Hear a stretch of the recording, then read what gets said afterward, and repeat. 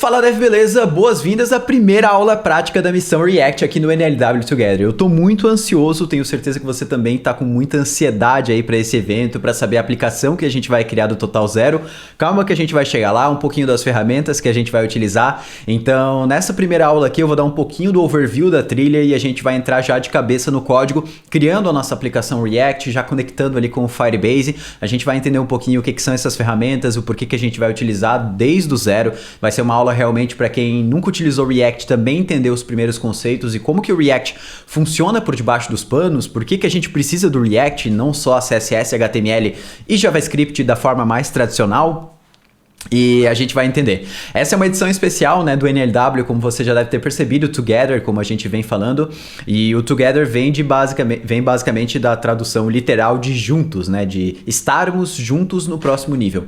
Então, uma das coisas que você vai perceber que muito, principalmente se é o primeiro NLW que você está participando, é que a gente reúne toda a comunidade em busca do mesmo objetivo. E quando você está próximo de outras pessoas que estão buscando os mesmos objetivos e estão no mesmo momento que você, a sua velocidade para chegar nos seus objetivos, ela é muito maior do que se você estivesse sozinho ou sozinha. Então bora lá, chegou o momento, né, como eu já falei, a gente vai começar a colocar a mão na massa desde essa primeira aula. A gente vai ter ali alguns encontros ao vivo que não fazem parte necessariamente da construção da aplicação que a gente vai ter nessas 5 aulas a partir de hoje, porém são encontros onde eu vou conseguir também tirar dúvidas, reforçar alguns conteúdos, alguns temas. Então mais no final dessa aula aqui eu falo um pouquinho para você sobre esses encontros, quando que a gente vai se encontrar, mas a gente deixa isso para depois. Vamos lá, vamos começar a entender um pouquinho do overview aqui da trilha, né, da missão React e também da tecnologia que a gente vai utilizar. A gente vai desenvolver uma aplicação do Total Zero, tá? Então, cada dia do evento, começando a partir de hoje, a gente vai começar a criar a aplicação e todo dia a gente vai incrementando ela com algumas funcionalidades, até lá no final a gente ter algo realmente pronto para produção. Durante esse NLW, a gente vai construir uma aplicação que ela realmente pode ir para produção sem problemas nenhum e está apta para uso, e você vai ver qual que é essa aplicação e com certeza eu vou estar utilizando a aplicação que a gente desenvolveu aqui nesse NLW para Rocket City, porque é uma aplicação que vai me ajudar muito no trabalho que eu exerço aqui dentro. E se você... Bom, vamos lá, eu vou deixar isso para frente, eu não quero falar muito sobre ela agora, então logo eu vou te mostrar o app que a gente vai desenvolver.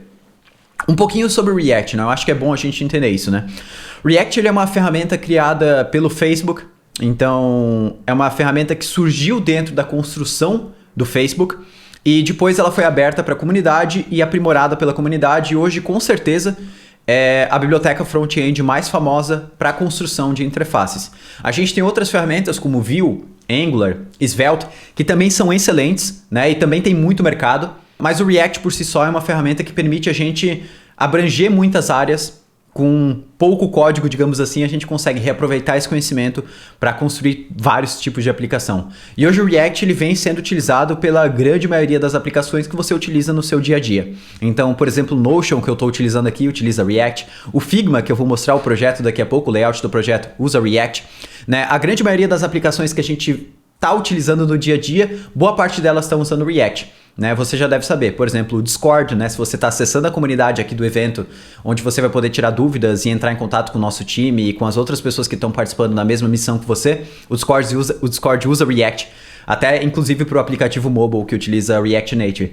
A gente tem daí outras grandes empresas como Netflix, Airbnb, a gente pode ficar citando aqui Twitter, todas as empresas basicamente que você conhece provavelmente vão estar utilizando React, né? Principalmente essas tech companies, né? Big tech companies que você provavelmente já entra em contato, já utiliza diariamente. Então, React ele é uma biblioteca que permite a gente criar interfaces que são altamente interativas. O que são interfaces altamente interativas, né? O que esse nome quer dizer? São interfaces que quando o usuário vai manipular essa interface, vai clicar em alguma coisa, arrastar alguma coisa, são interfaces que respondem muito rápido às ações do usuário. Então o usuário sente que ele está utilizando uma interface que ela é altamente responsiva às ações que ele executa ali dentro. Então, desde um clique num link que abre muito rápido a página que ele está acessando, desde conseguir fazer uma animação quando ele arrasta um item para outro lugar, São coisas que o React nos possibilitou, e não só o React agora, é claro, o React ele não foi pioneiro, porque o Angular, na verdade, ele trouxe esse conceito um pouco antes, com o AngularJS, lá até a sua versão 1.5, depois o React veio, começou a tomar o mercado também junto com o Angular, aí o Vue e por aí vai. Mas o React, ele trouxe esse funcionamento, junto com essas outras bibliotecas que eu citei, coisa que a gente não tinha antes no front-end quando a gente lidava com jQuery, né? Eu tenho aí 11 anos de programação, logo vou me apresentar um pouquinho mais, mas quando eu comecei a criar aplicações para o front-end, que faz muito tempo, bota lá, foi 2011 quando eu comecei a criar essas aplicações, não existia nada disso, né? Na verdade, as telas que o usuário interagia na nossa aplicação, elas eram bem, digamos, lentas para responder. E aí você vai falar, tá bom, Diego, lento por lento, na verdade, isso é uma coisa do servidor, né? O seu servidor às vezes estava lento, o banco de dados estava lento. Não necessariamente, na verdade, o que eu quero dizer com lento é que as ações que o usuário realizava na nossa aplicação, elas demoravam para responder, né? Então, se eu fazia, por exemplo, um clique em um link do nosso site, sem o React, o que acontece é que a gente precisa recarregar toda a página do zero, fazer uma chamada para o servidor precisa criar todo o HTML da nossa página. Com o React, a gente consegue dizer exatamente, olha só, o meu header, meu cabeçalho, ele não muda, minha sidebar não muda. O que muda, na verdade, é só esse texto que está aqui no meio. Então, o React ele consegue carregar exatamente apenas a informação que vai mudar de uma transição de página para outra. E aí, é claro que o React ele não se resume só a isso. E sempre que eu estou falando aqui React, na verdade, engloba a grande maioria das bibliotecas front-end que a gente tem hoje em dia, né? Hoje a gente consegue construir praticamente as mesmas coisas com React, com Vue, com Angular, com Svelte, eu poderia falar um monte, né? Aurelia, tem um monte hoje de frameworks e bibliotecas para o front-end, mas especificamente aqui a gente vai utilizar o React e a gente vai ver um pouquinho de por que o React ficou tão famoso daqui a pouquinho, né? Mais quando a gente entrar realmente no fluxo de como que funciona essa ferramenta. Mas é basicamente o React que a gente vai utilizar aqui. Logo você vai entender um pouco mais de como que o React funciona por baixo dos panos e como que a gente constrói aplicações React, diferente de como a gente constrói aplicações tradicionais envolvendo HTML, CSS e JS. Mesmo que, no fim, tudo é HTML, CSS, JS, né? Mesmo que a gente esteja utilizando o React, no final o React nada mais é do que HTML, CSS e JavaScript. Então a gente vai continuar utilizando tecnologias web sem problemas nenhum. O que a gente vai ver nessa aula, né? Antes de eu falar um pouquinho sobre mim e mostrar o projeto aqui. Nessa aula a gente já vai ver como a gente pode configurar o nosso ambiente de desenvolvimento, isso é, quais ferramentas a gente vai utilizar para desenvolver projetos React. Na grande maioria das vezes vai ser mais ou menos as mesmas ferramentas que você já usa para criar aplicações front-end com HTML, CSS, JS tradicional. Então a gente precisa de um editor, o browser e no máximo instalar ali uma ou duas ferramentas que vão auxiliar a gente a executar o nosso projeto. Além disso, a gente vai entender o que é um SPA. SPA, na verdade, é uma sigla para Single Page Application, ou seja, uma aplicação de uma só página. E isso não quer dizer que quando a gente desenvolve uma aplicação React, a gente só pode ter uma página na aplicação. Na verdade, é um conceito de como a aplicação se comporta quando a gente precisa ter mais rotas, mais páginas ali dentro. Como que ela vai se comportar para isso? A gente vai entender esse conceito daqui a pouquinho. Além disso, o NLW Together, como a gente fala, que vem com essa terminologia, né, Together, juntos aí no final, ele tem um propósito também de reunir cada vez mais, de unir cada vez mais os eventos que a gente faz aqui gratuitos com a comunidade. E dessa vez a gente abriu enquetes em todas as nossas redes sociais para saber o que mais o público, o que mais a comunidade de programação aí gostaria de ver dentro de uma aplicação React. E a grande maioria votou em Firebase, tá? Então a gente vai utilizar o Firebase dentro aqui e a gente vai entender o que é o Firebase e por que utilizar os serviços do Firebase, até quando utilizar, quando que vale a pena e também quais dos serviços de dentro do Firebase a gente vai utilizar. Para quem não sabe, o Firebase é um produto construído pela Google que contém uma série de ferramentais fornecidos para ajudar no desenvolvimento de aplicações web e mobile. Então, o Firebase ele entrega para a gente de mão beijada, digamos assim, várias funcionalidades que são comuns da gente ter em aplicações para a gente fazer de uma maneira mais rápida. Então, por exemplo, todas as aplicações têm autenticação, né? O usuário digita e-mail e senha, só que é chato ficar criando toda vez isso do zero, né? Geralmente é um trabalho que não é muito legal, principalmente se você desenvolve mais aplicações, não mantém aquela única grande aplicação. Então, o Firebase ele fornece um serviço de autenticação pronto que para integrar com a nossa aplicação é 2 toques, literalmente. E, sei lá, toda aplicação tem banco de dados, né? Precisa armazenar dados. Então, ficar criando uma estrutura de banco pode ser cansativo. Então, o Firebase oferece isso pra gente. E muito mais outras funcionalidades. A gente vai entender quando utilizar o Firebase, o que é o próprio Firebase em si, quais serviços a gente vai usar. E também até que ponto vale a pena, né? Porque o Firebase é muito legal, mas nem sempre você vai utilizar em todas as ocasiões. Então, eu vou explicar um pouquinho sobre isso também.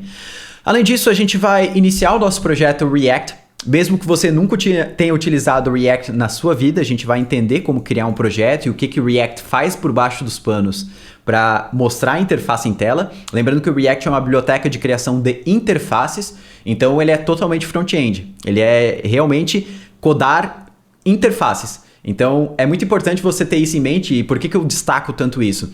Porque muita gente fala, nossa, vou trabalhar com React, mas eu não gosto de CSS, por exemplo, não gosto de nada visual.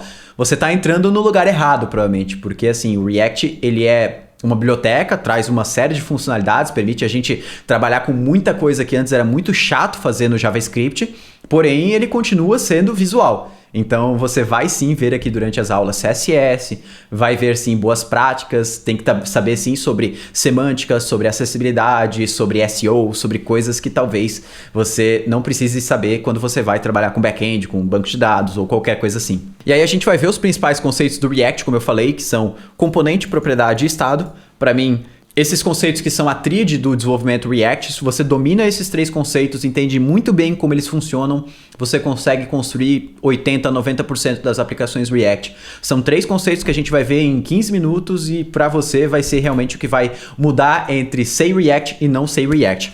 Aí a gente vai criar o nosso projeto no Firebase, gratuito, totalmente, tá? A grande maioria dos serviços do Firebase são gratuitos para a gente utilizar até um limite muito alto. Então não precisa se preocupar, não pede cartão, não é nada, é só criar uma conta. Se você já tiver conta do Google, acabou. Você já tem, na verdade, tudo que é necessário para criar um projeto com o Firebase.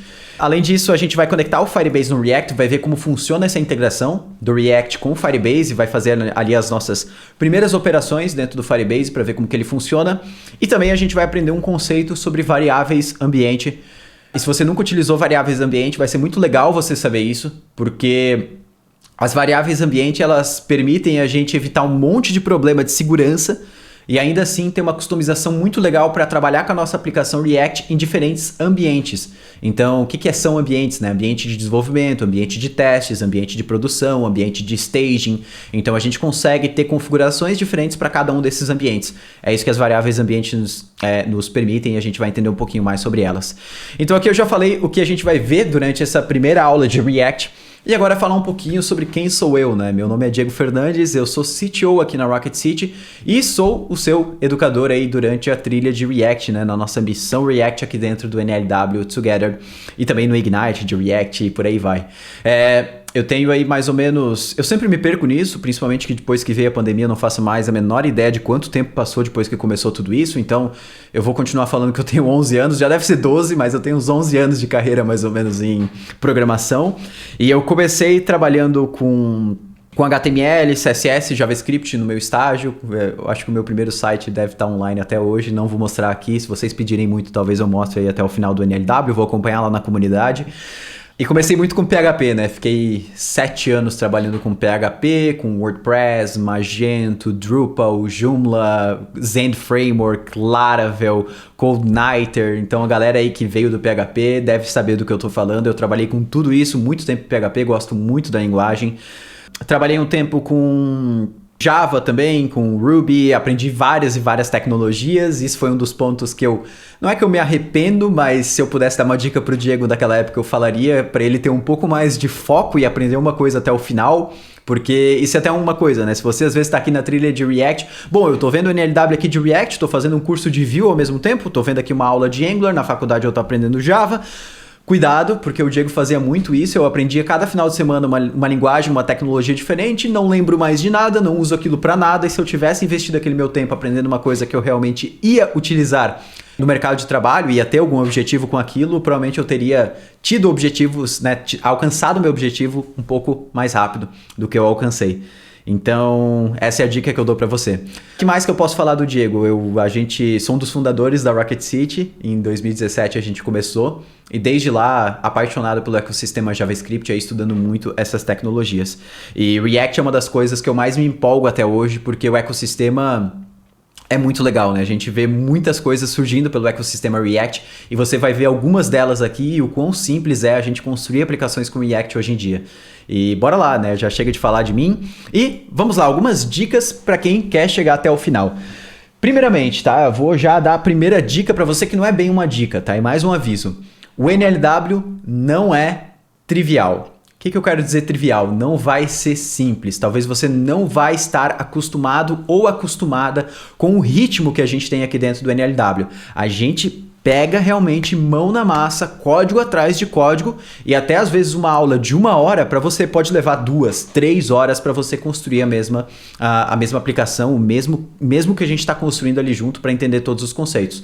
Eu vou tentar ser o mais didático do mundo, vou tentar sempre estar aqui por você. Inclusive a gente vai ter alguns encontros ao vivo, como eu já citei aí no começo da aula, para eu tirar todas as dúvidas, deixar a sua mente o mais tranquila possível para a gente chegar até o final do projeto.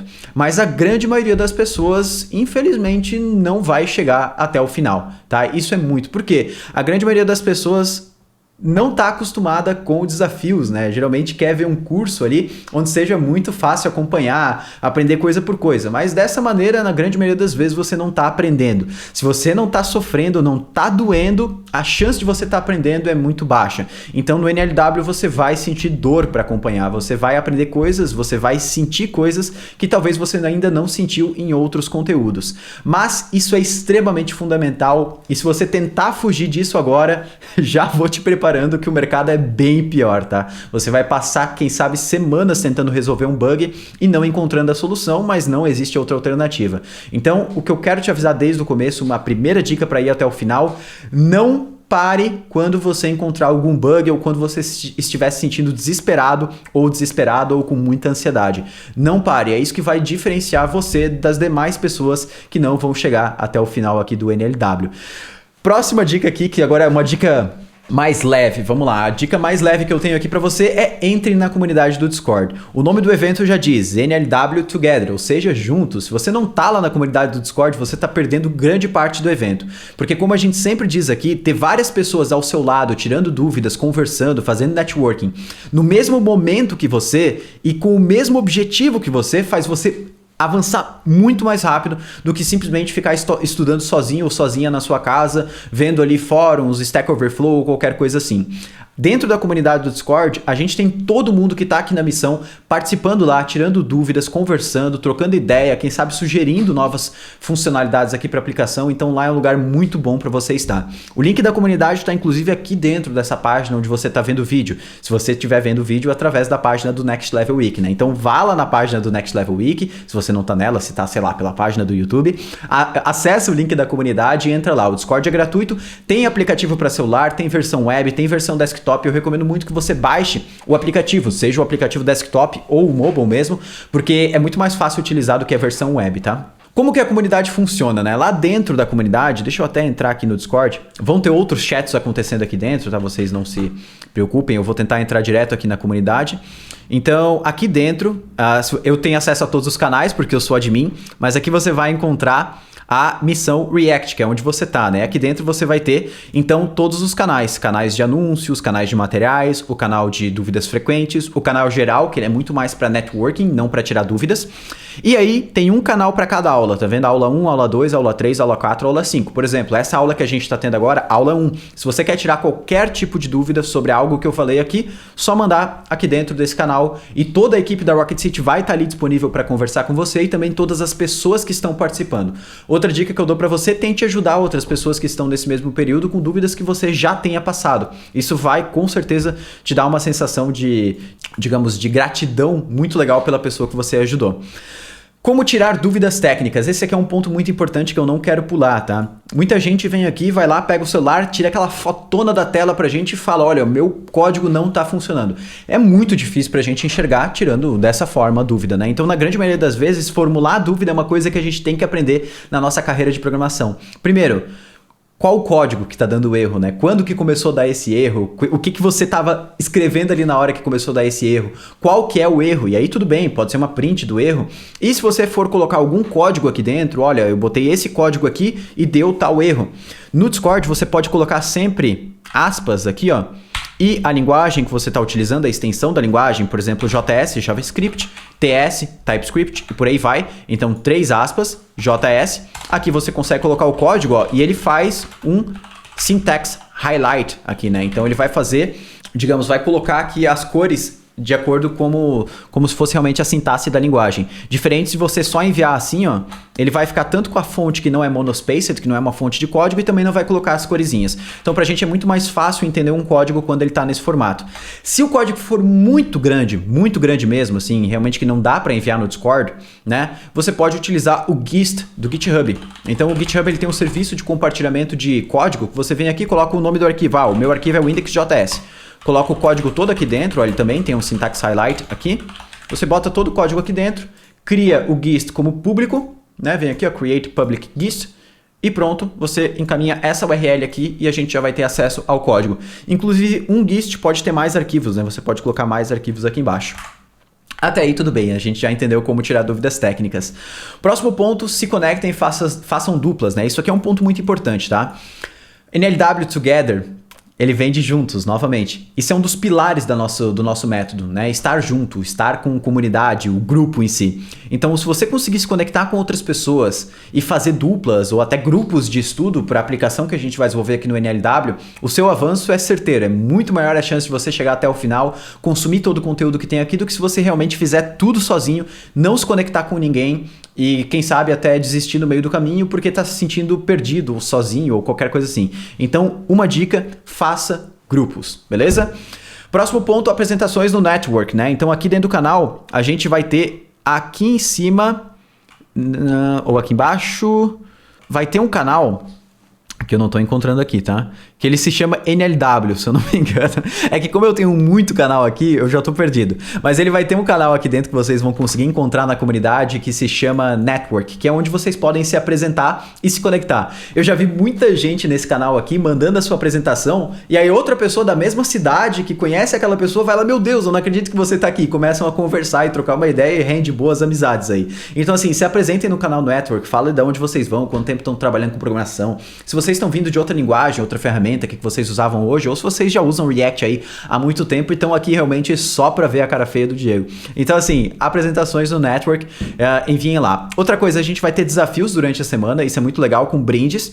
Esses desafios eles funcionam como? Todo final de aula aqui do NLW eu vou liberar um código. Esse código é uma palavra, na grande maioria das vezes. Você vai anotando esses códigos, beleza? Que no final vai formar algo ali, um código maior. E fica de olho nos e-mails e também nos anúncios que a gente vai enviar ali na comunidade do Discord, porque lá a gente vai enviar mais instruções de como participar dos desafios, mas você sempre vai precisar ter esses códigos em mão.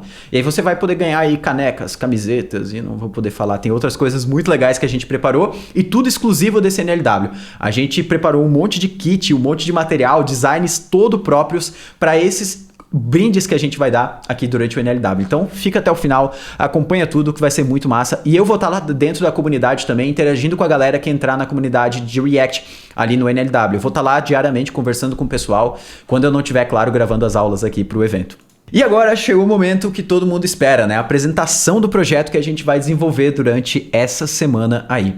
O projeto que a gente vai desenvolver, ele partiu de uma necessidade própria minha, é o primeiro projeto que realmente parte de uma necessidade do Diego, e não só do Diego, na verdade, de todos os educadores, de todas as pessoas que produzem conteúdo, seja para o YouTube, para Twitch, ou até para conteúdos fechados. Quando a gente vai fazer uma live para esses alunos e alunas, ou as pessoas que estão interagindo ali com o nosso conteúdo, a audiência em si, tem muita pergunta, né? Eu mesmo, quando vou fazer algumas lives, já teve live que tinha 5.000 pessoas participando, enviando dúvidas, live do NLW mesmo, o pessoal enviando dúvida lá pra mim, o que é isso, como funciona isso, como é que funciona isso, e eu tava assim, meu Deus, eu não sei o que eu respondo. né? E aí existem algumas plataformas que fazem isso, mas não com a cara da Rocket City, com as funcionalidades que a gente quer trazer para a aplicação, que é basicamente colocar todas essas perguntas no mesmo local. As pessoas podem enviar perguntas, votar nas perguntas que elas querem que sejam respondidas, e a pessoa que está ali entregando o conteúdo, fazendo a live, né, sendo host da live, consegue ver as perguntas que foram mais votadas e ir respondendo por ordem de importância, ou seja, por ordem de necessidade da comunidade. E essa aplicação que a gente vai desenvolver, ela se chama Let Me Ask. O Let Me Ask, basicamente, deixe-me perguntar. O design foi todo desenvolvido pela Rebeca, que é UI designer aqui na Rocket City, faz um trabalho fantástico. Ela colocou inclusive aqui o arroba dela no Dribbble, que é o lugar onde ela posta os trabalhos, então quem quiser seguir ela lá, tem Instagram também, mas ela posta muito mais nessas redes sociais de designers, né?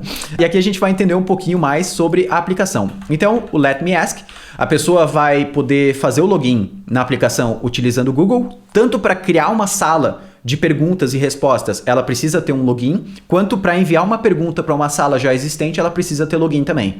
Então aqui quando ela entra na aplicação, a pessoa vai poder criar uma sala ou entrar numa sala existente, beleza? Então entrar numa sala existente, ela digita o código da sala. A partir do momento que ela fez login com o Google, caso ela queira criar uma sala, ela vai dar um nome para essa sala. Por exemplo, eu tô aqui na live de React, eu boto ali o nome, live de React. Não tem problema, o nome pode ser um nome que já exista, não tem problema nenhum em relação a isso. Depois de ela criar uma sala, ela vai cair numa tela como essa aqui. E aí dentro dessa tela é a visão do dono da sala. Então o dono da sala vai poder ver algumas opções que quem não é dono da sala não vai poder ver, né? Então, por exemplo, o dono da sala, ele vai ver todas as perguntas, ele ou ela, né, vai ver todas as perguntas, vai poder encerrar aqui a sala, então, acabou a live, não vamos continuar, né? E vai ver também o código da sala e vai poder copiar esse código para enviar para outras pessoas entrarem aqui dentro da aplicação. Aqui é uma visão de quando realmente já tem perguntas, então 4 perguntas, por exemplo, e essa aqui é a visão realmente da pessoa que está como dona ali da sala. E ela vai ver por ordem realmente das perguntas que estão sendo mais desejadas pela comunidade. Então, nesse caso aqui, essa pergunta aqui seria a pergunta que mais está sendo desejada para ser respondida. E aí, aqui, o admin pode fazer algumas operações. Por exemplo, marcar a pergunta como respondida. Essa outra opção aqui vai destacar a pergunta. Então, meio que para falar, essa é a pergunta que eu estou respondendo agora, ou é a pergunta que eu quero dar destaque, mostrar em tela, ou qualquer coisa assim. E apagar, caso seja uma pergunta que não faça sentido. Então aqui tem até algumas opções do destaque da pergunta e tudo mais, e para deletar ele abre um modal, então tem várias opções aqui que mostram o layout um pouquinho mais detalhado. Aí para a visão de quem é participante, que vai entrar numa sala, muda um pouquinho, né? O usuário já tem daí uma text area para enviar a pergunta que quer enviar, e aqui é muito importante que ele não pode enviar a pergunta sem fazer o login. Então aqui tem um botãozinho, faça seu login, a pessoa entra, faz o login aqui, aparece aí o usuário dela aqui do ladinho, digita a pergunta, clica em enviar, e aí a pergunta vai aparecer aqui como as outras. E aí essa pessoa que está participando, ela também pode dar likes nas outras perguntas, para indicar que é uma pergunta que ela gostaria que fosse respondida pela pessoa que está entregando ali o conteúdo. Então, perfeito, vamos voltar aqui. Já finalizamos a apresentação do projeto e agora realmente a gente vai entrar no conteúdo mais técnico dessa aula. A gente vai entender o ambiente de desenvolvimento, o fluxo de USPA, vai entender o Firebase aqui, vai começar a entrar nos conceitos do React, já criar o nosso projeto para amanhã a gente começar a realmente colocar mais ainda a mão na massa e começar a criar as telas da nossa aplicação. Hoje a gente ainda não vai criar nenhuma tela muito visual, a gente vai mais ficar na configuração do projeto, deixar ele muito pronto e estruturado para a gente iniciar amanhã, mas realmente a gente já vai aprender muita coisa prática durante essa aula mesmo, já vai construir coisa mão na massa nessa aula mesmo. Então, bora lá, sem mais delongas, bora começar a construir o nosso app aqui. Aqui para o ambiente de desenvolvimento, na verdade, ele é muito simples. A gente vai precisar de 2 ferramentas para construir o nosso projeto com React. A primeira delas é o Node. Então você pode acessar o site do node.js.org. Então, se você nunca viu o que é o Node, na verdade, ele permite a gente executar JavaScript fora do ambiente do navegador. Porque, por padrão, o JavaScript é uma linguagem que foi construída para executar exclusivamente dentro do browser, mas com o Node a gente consegue executar o JavaScript em ambientes que não são necessariamente o navegador. Então, a gente consegue criar um script em JS ali para fazer algum Hello World, alguma coisa assim, e a gente executa esse script utilizando o Node e ele consegue dar o resultado para a gente ali por dentro do próprio terminal, por exemplo. Então, o Node ele é utilizado pelo React, a gente vai ver mais para frente o motivo disso. Além do Node, a gente vai utilizar uma outra ferramenta chamada Yarn.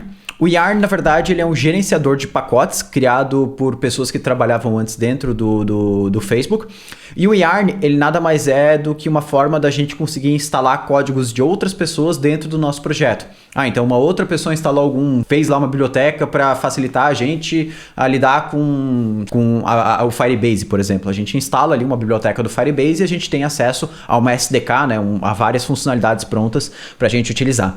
Então o Yarn e o Node, todo o guia de como instalar essas ferramentas vai estar no manual aqui, no documento que a gente deixou junto com a aula nessa página do NLW, que lá vai ter todo o guia de ambiente de desenvolvimento e também todos os downloads que eu for deixar, tudo que eu for deixar de documento, imagem, todos os tipos de link, de assistência ou qualquer coisa assim, eu vou botar nesse documento e assim você tem um lugar só para consultar tudo que a gente for falar aqui de anexos das aulas.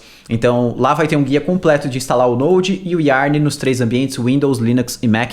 Então é só seguir lá caso você não tenha instalado.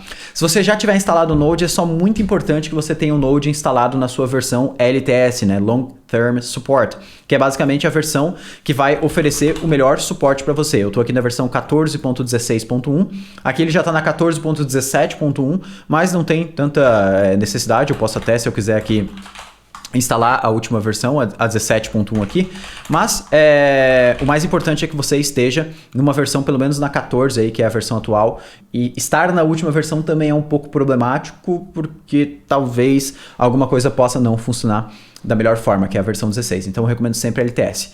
Beleza, a gente já falou sobre ambiente de desenvolvimento aqui, que a gente vai ter. E aí, agora a gente vai entender um pouquinho de como funciona o SPA, como que funciona o fluxo de uma aplicação React por baixo dos panos, para então a gente começar a criar o nosso projeto. Particularmente, eu gosto muito de utilizar uma ferramenta chamada Whimsical para criar os meus flowcharts. Então, eu vou entrar aqui, dentro aqui de pessoal, vamos criar aqui um novo chartzinho. E aqui eu vou chamar de NLW Together. E aqui a gente vai criar uma estrutura para entender mais ou menos como que o React funciona. Se você já veio do desenvolvimento web mais tradicional, né, como eu, por exemplo, que vim lá 7 anos de desenvolvimento com PHP, ou se você já trabalhou com Ruby, com Python, na época que a gente desenvolvia mesmo sem essas bibliotecas do front-end, como Vue, React ou qualquer coisa assim, você deve estar muito acostumado ou acostumada com o modelo que eu vou mostrar aqui. E eu vou botar aqui como modelo tradicional. Não necessariamente porque o modelo ele é tradicional, que ele é um modelo ruim, tá? Inclusive hoje, grande parte das aplicações construídas com esses CMS, né, por exemplo, WordPress, Magento, tudo mais, ainda utilizam esse modelo. Não necessariamente é algo que indica que o modelo é ruim. Porém, quando a gente adiciona essa camada do React e tudo mais, a gente deixa tudo isso um pouco mais flexível e muito mais performático. Eu vou explicar o porquê. Então, quando a gente trabalha com o modelo tradicional, a gente tem lá o servidor da nossa aplicação, que é onde a nossa aplicação está hospedada, e nós temos o usuário acessando essa aplicação, que eu vou colocar aqui como browser. Então, eu tenho o browser, que é o cliente, né? E eu tenho o meu servidor lá que foi feito utilizando qualquer tecnologia. Pode ser PHP, pode ser o Node, pode ser Ruby, pode ser Java, pode ser qualquer uma das tecnologias, tanto faz. O que acontece num fluxo tradicional de uma aplicação dessas é que quando o usuário vai fazer uma chamada para o nosso servidor, por exemplo, o usuário, né, o browser, o cliente, vai acessar uma página, por exemplo, a página de contatos. Né, ele tenta acessar essa página. Essa página de contatos, o que eu espero? Eu espero uma listagem dos contatos que eu tenho dentro da minha aplicação. Perfeito. O que o servidor vai fazer é, ele vai lá, bate em um banco de dados, e aqui eu posso colocar um ícone em tela para simbolizar o banco de dados. Então, o servidor vai lá, bate no nosso banco de dados, busca a listagem de contatos, então isso aqui é algo que ele vai e volta, e ele devolve para o nosso cliente um HTML contendo toda a página, inclusive os contatos. Então, nessa página HTML aqui, a gente teria lá toda a estrutura de uma página HTML, a qual a gente já conhece, né? HTML, o head, o body e tudo mais. E ele traria também ali, provavelmente nesse caso, como eu me lembro da época, a gente tornaria também uma tabela lá, né? O famoso table cell padding 0. Se alguém é dessa época aqui também, depois manda lá na comunidade pra gente se encontrar e quem sabe a gente faz um meetup da galera das tables, né? Antigamente a gente construía sites só com tabela. Pra quem tá chegando aí na época do React, vocês estão, olha, num sonho, tá? No mar de rosas, porque, olha, era complicadinho.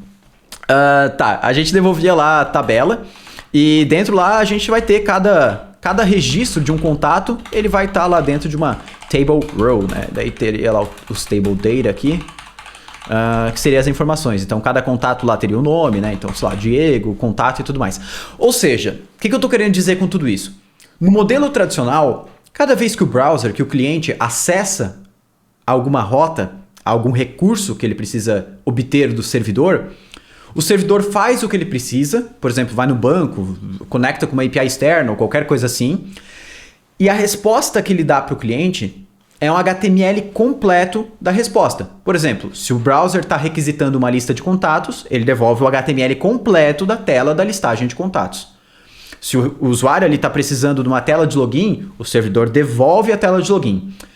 Ou seja, nesse modelo tradicional, o servidor aqui, que a gente pode chamar de back-end, ele é responsável por tudo da nossa aplicação. O browser, por si só, ele é só uma forma do usuário acessar alguma rota. Toda a nossa aplicação fica dentro do servidor. Então, seja a parte de conexão com o banco, seja a regra de negócio, autenticação, segurança, autorização, envios de e-mail, por exemplo. E não só isso, HTML, CSS, JS, tudo no servidor. Ou seja, sempre que o usuário precisa acessar alguma coisa, tudo que ele vai precisar acessar vai vir do servidor. E esse vai vir do servidor que eu estou querendo dizer, tudo isso torna essa nossa resposta aqui muito pesada. Porque se a gente for ver que toda vez que eu for fazer uma requisição para o servidor, ele vai me devolver toda a resposta em HTML, cada texto que eu tenho aqui, cada caractere que eu tenho aqui, ele vai ocupando um tanto de kbytes ali na resposta da minha requisição. Então tem páginas que eu vou fazer requisição e ela pode me devolver uma página, sei lá, com daqui a pouco 40 a 50 kbytes de dados, ou até muito mais do que isso. Depende do tamanho da página. Isso, por mais que pareça algo muito rápido, quando a gente coloca isso na ponta do lápis, que toda chamada vai sempre retornar todos esses dados aqui do zero, pode se tornar pesado. E aí, se for um ponto aqui que a gente pode perceber, é o seguinte. Imagina, por exemplo, nessa aplicação do Notion que eu estou utilizando aqui dentro. Aqui eu tenho um menu na esquerda, uma sidebar, eu tenho um cabeçalho aqui em cima, de certa forma, né? O Notion ele tem uma interface um pouco mais clean. Mas quando, por exemplo, eu altero aqui de uma aula para outra, por exemplo, eu clico aqui e vou para a segunda aula, tá? Então, eu clico aqui na segunda aula, o que a gente pode perceber é que o conteúdo dessa sidebar aqui não mudou nada, né? Olha só, então eu clico aqui e vou para cá, a gente pode ver que ele não mudou nada. O que muda é só o conteúdo que eu tenho aqui na direita. Ou seja, se isso aqui é igual, a sidebar não muda entre uma página e outra, será que faz sentido toda vez que eu vou fazer a minha chamada de uma nova rota, eu trazer desse HTML aqui todas essas informações que não mudam? Na minha opinião, não faz. E é por isso que a gente tem o conceito de SPA hoje. E aí eu vou explicar um pouquinho mais sobre esse conceito. Vamos pegar aqui esses 3 itens, duplicar e trazer para cá, para a gente explicar o conceito de SPA. O conceito de SPA ele continua dividindo nas duas pontas, digamos assim, servidor e browser. A gente pode, inclusive, trabalhar com isso aqui com uma nomenclatura mais legal para a gente ir trazendo cada vez mais esses pontos. Servidor sendo o back-end da nossa aplicação, aquilo que a gente não enxerga, e browser sendo o front-end, aquilo que a gente consegue visualizar, né? Aquilo que o usuário toca, aquilo que o usuário interage na nossa aplicação. E agora a gente vai entender um pouquinho mais de como que funciona esse modelo de SPA. No modelo de SPA, a gente cria a nossa aplicação separada. São 2 aplicações diferentes. Uma aplicação para o back-end e uma aplicação para o front-end. Então, essa aplicação que a gente constrói para o front-end, e são 2 códigos isolados mesmo. Eles não estão no mesmo código, digamos assim. Ou mesmo que você coloque eles dentro da mesma pasta, tudo bem. No final, eles vão ser 2 aplicações diferentes. Tudo bem? Isso é muito importante a gente entender. Essa aplicação, que ela é a aplicação para o front-end, ela vai ter toda a parte visual dentro dela. Então, todo HTML, todo CSS e todo JavaScript vai ficar dentro da aplicação 01, vamos chamar assim, ou aplicação front-end. Essa aplicação front-end, ela vai estar publicada em algum lugar, o usuário vai acessar ela da mesma forma que a gente fazia aqui antes. O servidor, o back-end, a gente vai chamar ele de aplicação 2 aqui no caso. Essa aplicação 2, novamente, ela vai ser construída com tecnologias back-end. Então, por exemplo, Node, PHP, Java, Ruby, poderia ficar listando aqui Elixir, Python. A gente pode ficar listando aqui hoje, né? Linguagem não falta, C Sharp e por aí a gente vai. O que acontece é, essa aplicação front-end aqui, quando o usuário acessa o nosso app, é essa aplicação que ele vai estar acessando. Todo HTML, todo CSS, todo JavaScript vai estar disponível para esse usuário nessa aplicação. Quando ele acessar uma rota aqui no nosso app, por exemplo, a página de contatos, como a gente tinha mostrado antes, ao invés do back-end, e aqui no back-end o banco de dados ele continua sendo acessado, tá? Isso é muito importante a gente falar. Então deixa eu trazer uma flechinha para cá, botar isso aqui no ladinho aqui, ó. Então, ao invés do back-end retornar lá para o front-end na hora que ele carregar todos os dados, retornar todo o HTML daquela listagem de contatos, como eu falei no modelo tradicional, o que o back-end vai retornar para a gente é apenas os dados dos contatos. Beleza, Diego, mas como assim os dados dos contatos? Os dados dos contatos são apenas as informações que o meu app 1 precisa para conseguir mostrar em tela os contatos. Beleza, mas quais são as informações que eu preciso então para mostrar dos meus contatos? Eu tenho, por exemplo, o nome, então eu vou retornar lá só, vamos supor, eu vou retornar só os dados dos contatos. Então eu tenho o Diego Fernandes, ele tem 26 anos, vou separar por vírgula aqui só para demonstrar, tá? Ele mora, sei lá, em Rio do Sul, e o e-mail dele é diego@rocketcity.com.br. Eu tenho um outro contato, que é o contato X, 12 anos, e por aí vai, beleza? Então aqui são só os dados dos contatos. Quando eu retorno só os dados dos contatos e não todo o HTML para formar aqueles contatos, eu caio de uma requisição de 40 a 50 KB para 1 ou 2 KB de dados, até muitas vezes bota aí, sei lá, 10 KB no caso de ter realmente muitos dados sendo retornados. Só que esses dados que a gente retorna aqui para a aplicação 1, que é a aplicação front-end, eles precisam ter um formato, né? Como eu botei aqui, eles estão separados por vírgulas. Esse formato aqui seria mais ou menos um CSV. Quem já Comma Separated Value, se eu não me engano, é o CSV, né, do Excel lá que a gente consegue exportar. Então os nossos dados aqui eles estão separados por vírgula. É um formato válido, mas a gente não usa CSV para transicionar dados entre back-end e front-end. A gente usa, na verdade, um formato global utilizado pela grande maioria das linguagens, que se chama JSON. Né? O JSON ele é uma sigla para JavaScript, né? JavaScript Object Notation, ou seja, notação de um objeto no JavaScript. Se você já criou objetos no JavaScript, você já sabe trabalhar com JSON porque a sintaxe é igual. Então aqui nesse caso aqui, seria mais ou menos assim. Um array, porque é mais de um contato. Cada contato é um objeto. Aí eu falo o nome dele, Diego Fernandes. Passo aqui idade, 26, que é um número. Cidade, Rio do Sul. E teria e-mail, diego@rocketcity.com.br. E aí, para mais um contato, a gente teria outro objeto com os dados da mesma estrutura aqui. Então, isso aqui é a estrutura de JSON, né? Isso aqui seria uma estrutura de CSV. Então, essa estrutura de JSON aqui é uma estrutura que ela é entendível por todas as tecnologias que a gente tem no mercado, que a gente está utilizando hoje em dia. Seja JavaScript, seja Swift lá dentro do iOS, seja qualquer tecnologia dessas, elas entendem e conseguem conversar com estruturas de dados escritas em JSON. Então agora que a gente tem duas aplicações, o que a gente consegue fazer é distribuir as responsabilidades. A nossa aplicação back-end, que é o app02 aqui, que vai estar rodando aqui dentro, beleza? Desse servidor aqui, ela vai estar responsável apenas pela parte que ela precisa ser responsável, que é a parte realmente das regras de negócio, a autenticação, lidar com banco de dados, coisas que são realmente da parte mais funcional da aplicação. Enquanto a aplicação 01, que é formada de HTML, CSS e JS, e aqui entra possíveis bibliotecas como React, Vue, Angular, Svelte ou qualquer outra dessas tecnologias, ela vai ser responsável o quê? Interagir com o servidor, com o back-end, buscar dados, então o servidor está sempre trazendo dados para a gente, e transformar essa estrutura de dados aqui em visualização, em algo visual para o usuário final. Então, quem vai converter esses dados aqui nessa tabela aqui, por exemplo, agora, é a nossa aplicação 01. A aplicação 02 ela vai ser responsável apenas por dar os dados para a aplicação 01.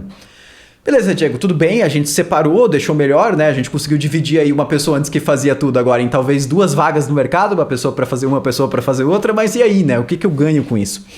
Além da performance que a gente já falou, que a gente deixa tudo isso mais performático, quando a gente conecta essa aplicação 01 aqui com uma biblioteca de construção de interfaces como React, Vue, Angular ou Svelte ou qualquer outra delas, a gente consegue deixar a manipulação desses dados aqui e a forma que a gente mostra esses dados para o usuário e deixa o usuário interagir com esses dados extremamente mais flexível, mais interativa, de uma forma que o usuário consiga se sentir muito melhor utilizando aquela aplicação. Como, por exemplo, é o caso do Notion. Quando a gente troca aqui ó, do dia 1 para o dia 2, para o usuário que está vendo isso aqui é praticamente instantâneo, as coisas elas não saem de tela. O usuário consegue ver ali no máximo um spinner carregando, só que a aplicação em nenhum momento ela fez aquela transição para a tela branca e aí voltou, por exemplo, ou alguma coisa assim, que é o que a gente tem nesses esquemas mais tradicionais de aplicações mais tradicionais.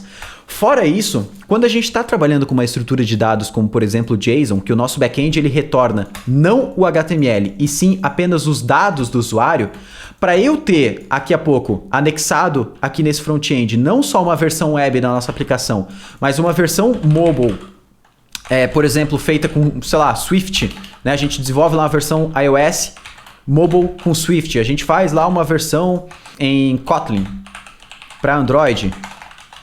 Ou a gente até cria uma API pública, né? Se você nunca viu, existem hoje, a grande maioria das empresas fornecem uma API pública, né? Para pessoas que queiram integrar com a nossa aplicação, né? Por exemplo, o próprio GitHub. Se você acessar aí api.github.com, você vai cair aqui na API do GitHub. Aqui tem todos os endereços que você pode usar. Por exemplo, api.github/users/Diego3G. Você vai cair aqui em todos os dados do meu perfil lá dentro do GitHub. Ou seja, o GitHub criou aqui um servidor, um back-end que responde a dados retornando apenas JSON e qualquer tipo de aplicação pode consumir esses dados. Diferente de que se eu estivesse retornando HTML, o Swift não entende HTML, o Kotlin não entende HTML, uma API pública, a aplicação do usuário pode ser que não entenda HTML. Então assim, quando a gente trabalha com uma estrutura de dados global, a gente deixa a nossa aplicação muito mais flexível para trabalhar com diferentes clientes consumindo essa API e retornando dados para eles.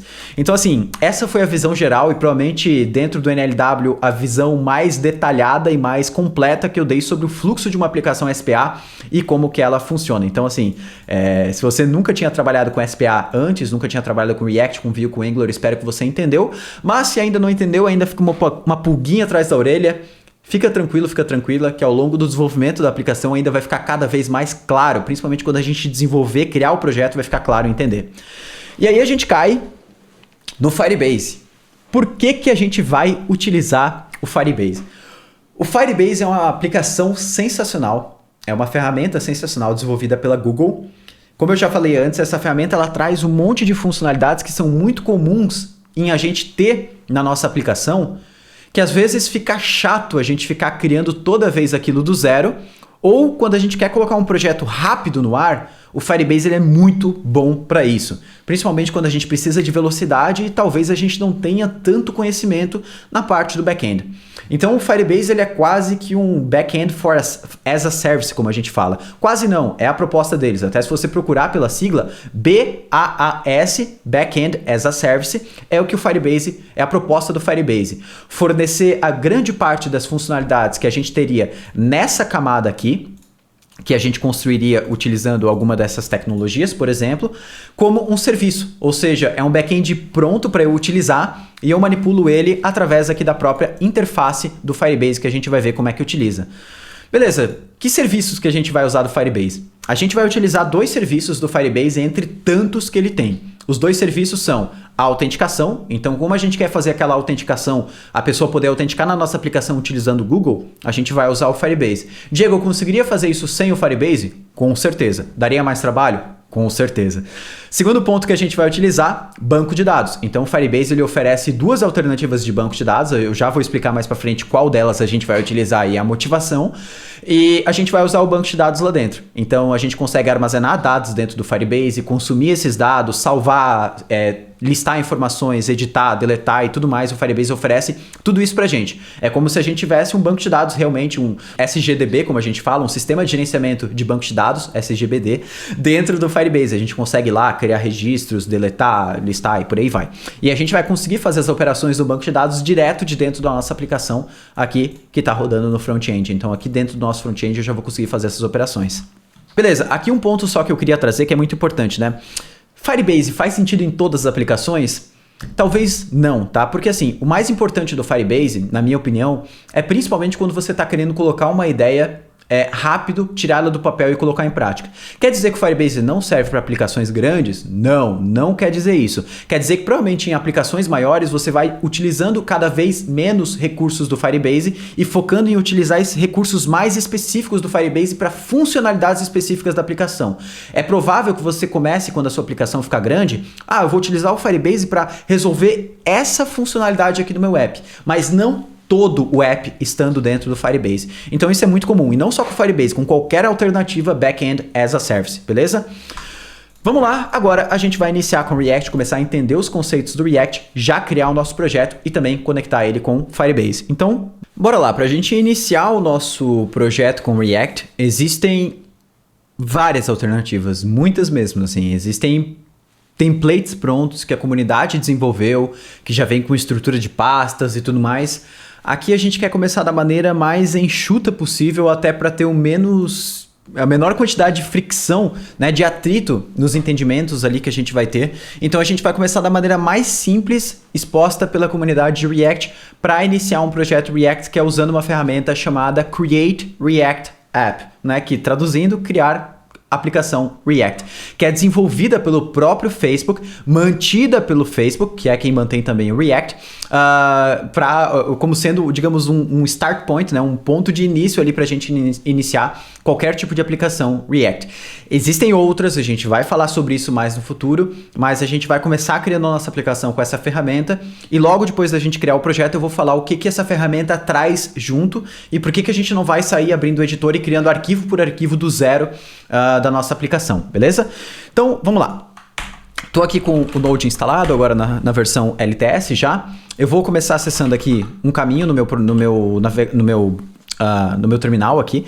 Então, primeiramente, eu vou acessar alguma pasta que seja segura. Eu, particularmente, eu entro na minha pasta do meu usuário no computador e lá dentro eu tenho uma pasta www. Aqui eu coloco todos os meus projetos, até se eu der um ls aqui, ó, todos os projetos que eu vou criando eu vou jogando aqui dentro. Aqui tem até o projeto, ó, NLW. Então eu vou acessar aqui NLW. Aqui eu geralmente vou criando uma pasta por NLW, mas eu vou deletando as anteriores, então só tem as 6 aqui por enquanto. E aqui eu vou criar uma pasta nova chamada aulas. Tudo isso aqui dá para fazer pela interface visual. Eu estou fazendo pelo terminal, mas você pode fazer onde você preferir. Dentro dessa pasta aulas agora eu não tenho nada. Ó. E agora eu vou criar o meu projeto aqui dentro. A gente instalou tanto o Node, né, quanto instalou também o Yarn. Se você instalou o Yarn aí na versão correta, ele vai estar aqui na versão 1. Alguma coisa, né? Se ele não tiver nessa versão aqui, e se você instalou agora, se ele tiver na versão ou 2 ou até uma versão 0. Alguma coisa, pode ser que esteja errado, tá? Então, você talvez tenha que instalar o Yarn do zero. Com esses dois pacotes instalados, a gente vai executar Yarn, espaço, create, espaço, react-app. O nome do projeto eu vou chamar de let me ask, template. Isso aqui a gente chama de option, né? Eu estou passando uma opção, eu quero incluir um template, ou seja, eu quero que um código a mais seja acoplado na criação. Se eu não botar esse template aqui, com o nome do template que eu vou passar, ele vai criar o código, o nosso projeto com React com o JavaScript tradicional. Mas eu quero utilizar TypeScript e logo a gente vai entender o porquê da motivação de utilizar o TypeScript. Mas antes disso, eu vou criar aqui então o meu projeto com o TypeScript. Vou aguardar aqui a criação do projeto. Isso aqui pode demorar um pouquinho, tá? Então é o momento de buscar um café, uma água e aguardar o projeto ser criado. Antes de mais nada, por que a gente está criando o TypeScript? Para mim o TypeScript hoje ele ele é uma ferramenta que eu incluo em todos os meus projetos, 100%. Eu não consigo mais viver sem TypeScript. E eu era uma daquelas pessoas que odiava o TypeScript. Eu achava, nossa, trazer tipagem para uma linguagem que foi desenvolvida nativamente com tipagem dinâmica, como é o próprio JavaScript, ou como era o PHP na época que eu sempre trabalhei com PHP. Hoje o PHP também tem tipagem, né? Para mim era algo totalmente desnecessário. Mas conforme eu fui utilizando, eu fui realmente entendendo o porquê que faz sentido utilizar o TypeScript, que eu vou te mostrar agora. Então, entrando aqui agora no meu projeto, né, na pasta do meu projeto, eu vou abrir isso aqui no meu editor. Para abrir no meu editor, como eu estou usando o Visual Studio Code como editor, né, como IDE, você pode usar essa também, eu vou abrir aqui utilizando o comando code, que vem instalado junto com o Visual Studio Code, ponto, porque eu quero abrir a pasta aqui, essa pasta específica no meu editor. Você pode também fazer o caminho inverso. Abrir o VS Code, ir lá e abrir a pasta, né, pelo menu aqui em cima. Então, File, Open Folder e abre a pasta ali do projeto. Beleza, aqui dentro do meu editor, antes da gente começar a trabalhar aqui na estrutura do projeto, eu vou mostrar um pouquinho o porquê que a gente vai utilizar TypeScript, tá? Então, eu vou abrir um novo arquivo, vou selecionar aqui a linguagem TypeScript. E agora, imagina que você está trabalhando num projeto e esse projeto, em algum momento, ele tenha lá uma funcionalidade, né? Isso aqui é o exemplo que eu dou, basicamente, em todo momento que eu vou explicar TypeScript, porque eu acho que é um exemplo muito rápido de você entender a real necessidade, a real utilidade de usar o TypeScript. Imagina que você tem uma função lá no projeto, show welcome message. Beleza. E aqui dentro, você tenha aqui essa função, como o nome já diz, ela tem a responsabilidade de retornar uma mensagem de boas-vindas para o usuário. Então, se é uma mensagem de boas-vindas para o usuário, eu preciso receber esse usuário como parâmetro, e aí eu vou dar um retorno aqui, um console log, alguma coisa assim. Por exemplo, welcome, e aqui com as aspas, porque eu quero incluir variáveis aqui dentro, welcome e o nome do usuário, que provavelmente deve ser user.name. Até aí tudo bem. Imagina que você esteja lá trabalhando no seu dia a dia, e aí chega uma tarefa para você, que é, basicamente, você deve incluir na mensagem de boas-vindas a cidade e o F do usuário. Beleza, aí você está lá no dia a dia desenvolvendo, essa aqui é a tarefa que você tem que cumprir. Você abre lá o arquivo e encontra essa função, showWelcomeMessage, que é a função que monta a mensagem de boas-vindas. Tudo bem, agora eu só preciso incluir a cidade e o estado do usuário. Tranquilo, então eu venho aqui, vamos colocar aqui a cidade e o estado entre parênteses, e aí você coloca aqui uma nova variável, user.city. Aí tu pensa, será que é City mesmo? Será que essa informação City existe dentro desse usuário? E aí aqui você vai cair em uma dessas duas opções, eu tenho certeza. Uma delas você vai jogar um console log aqui dentro. Isso é típico de programador ou programadora JavaScript. Botar console log no código para ver o que está sendo retornado ali dentro. E não é problema nenhum. Para mim, especificamente, o console log é a melhor ferramenta de debug já inventada. E tudo bem, aí você vai colocar aqui, o usuário vai ver lá talvez como que é o nome da informação da cidade. Aí você vai lá e vai colocar aqui dentro. Só que isso aqui já causou um pontinho de dor a mais. A gente vai ter que executar o projeto, chegar até na funcionalidade de mostrar a mensagem de boas-vindas para esse console log executar para eu ver como que estão as informações. Tudo bem, a gente pode colocar aqui e a gente vai entender isso. Agora, será que toda vez que chegar a informação de usuário aqui dentro, ela vai estar no mesmo formato? Será que a informação de cidade e UF, ela é obrigatória no cadastro do usuário? Se não for obrigatória, o que eu vou mostrar aqui dentro? Será que eu não mostro? Começa a ter um monte de coisinhas aqui que, se a gente não souber dessas informações, a chance de a gente shippar esse código para produção, enviar esse código para produção e depois descobrir que tem alguma coisa ali errada é muito grande. Mas não com o TypeScript. Porque com o TypeScript, quando o usuário que criou essa funcionalidade aqui, ele vai realmente criar essa função, ele vai falar o seguinte, olha só, essa função aqui, ela recebe um usuário como parâmetro. Mas esse usuário aqui, ele precisa ter um formato. Ele precisa ter tais informações dentro dele. Então, todo usuário precisa ter um nome, que é uma string, e precisa também ter os dados de endereço, que é um objeto, e dentro desse endereço eu tenho a cidade, e eu tenho a unidade federativa, eu tenho o estado do usuário. E aí, eu venho aqui e falo que esse usuário aqui, ele segue esse formato aqui, user. A partir desse momento, que eu estou utilizando o TypeScript no meu código, o meu código ele fica muito mais inteligente. Ele consegue dizer exatamente o que eu estou errando. Por exemplo, aqui, veja que eu estou tentando utilizar user.siri, mas se eu passo o mouse por cima, ele fala que a propriedade Siri não existe no usuário. Por quê? Porque Siri está dentro de address, então eu tenho que colocar address.siri e aí ele passa a funcionar, já sai o erro aqui dentro. O mais legal de usar TypeScript é que ele não deixa a gente errar. Novamente, se eu vou dar aqui agora um hífen, porque eu quero colocar o F, né? Eu venho, coloco aqui, ó, e eu digito user e dou um ponto, ele já fala para mim quais informações existem dentro do usuário, nome e address. Se eu boto address e dou um ponto, ele já fala que dentro de address tem Siri e tem o F, então eu quero o F. Ou seja, é muito mais fácil eu codificar dessa forma, porque eu tenho segurança de qual é o formato das informações.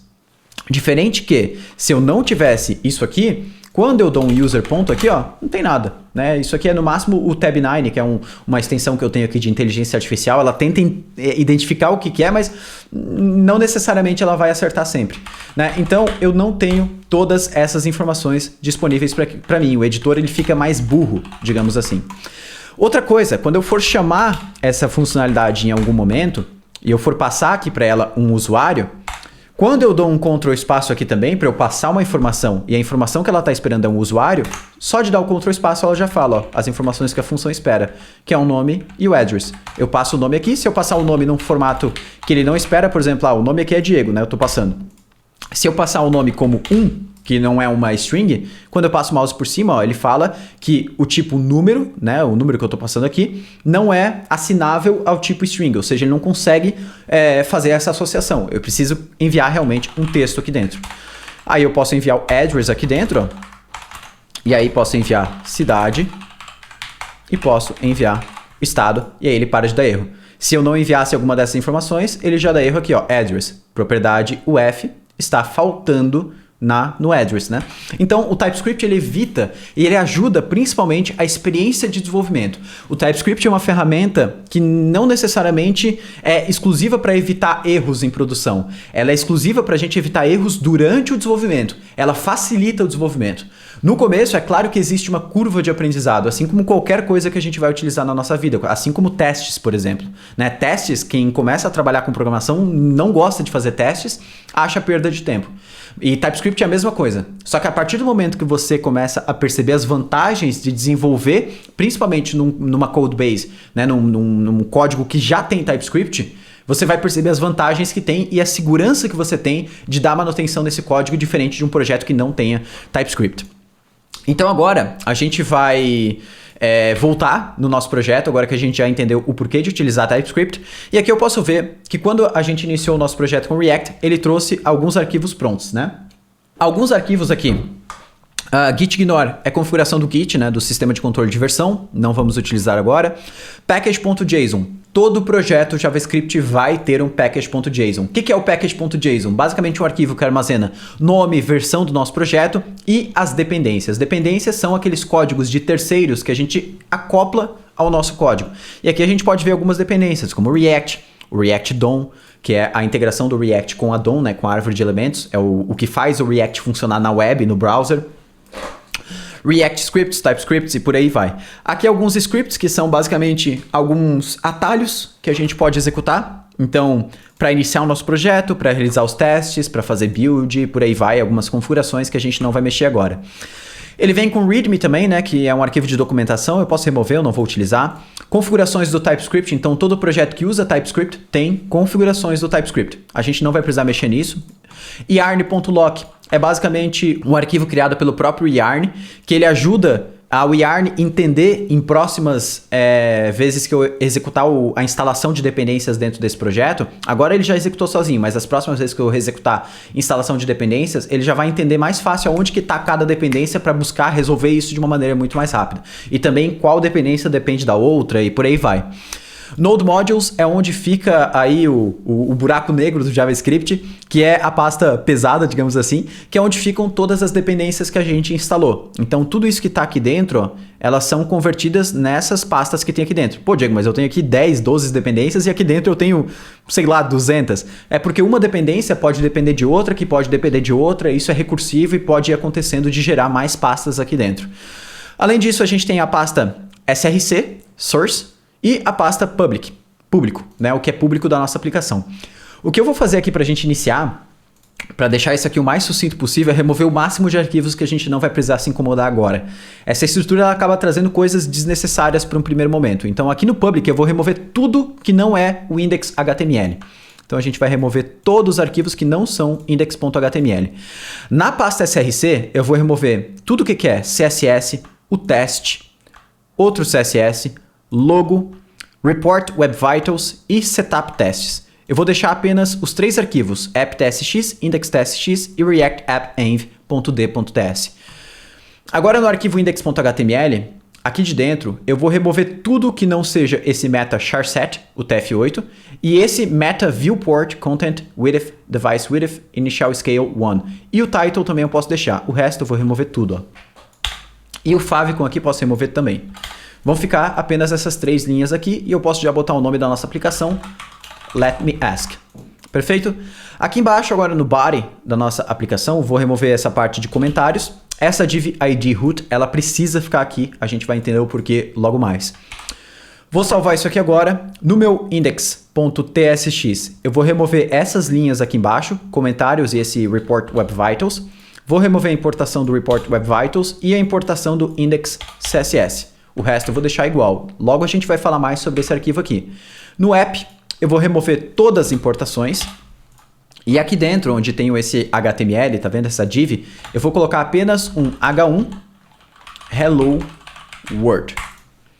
Perfeito? Vou salvar aqui agora. Outra coisa muito importante, se você estiver utilizando o Visual Studio Code, eu utilizo algumas configurações do Visual Studio Code que você possa estar interessado ou interessada, né? Então o tema que eu estou usando, a fonte que eu estou usando, as configurações, os plugins ou qualquer coisa assim, tudo isso está naquele Notion que eu deixei aqui dentro do NLW com todas as informações sobre o meu ambiente de desenvolvimento. Então lá você vai conseguir ter acesso a todas essas informações caso você queira copiar o ambiente que eu estou utilizando aqui na minha máquina.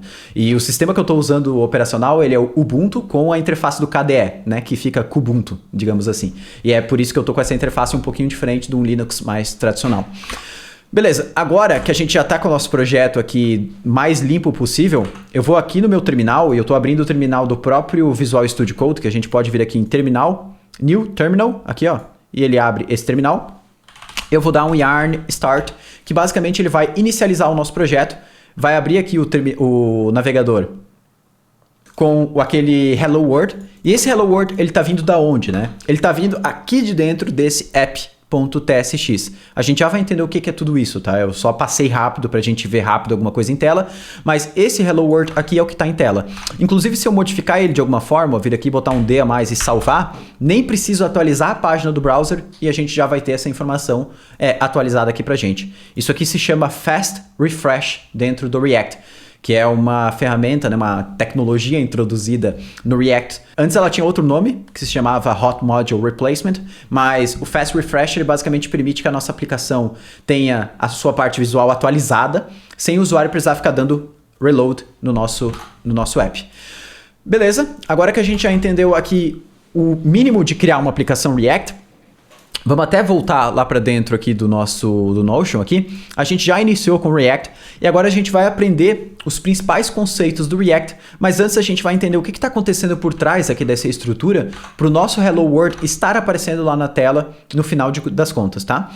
Então, se a gente for ver aqui no nosso app, primeira coisa que a gente já conhece, se você já trabalhou com HTML, é o index.html. Index.html todo mundo conhece. Esse aqui a gente pode ficar familiarizado que todo mundo sabe do que eu estou falando.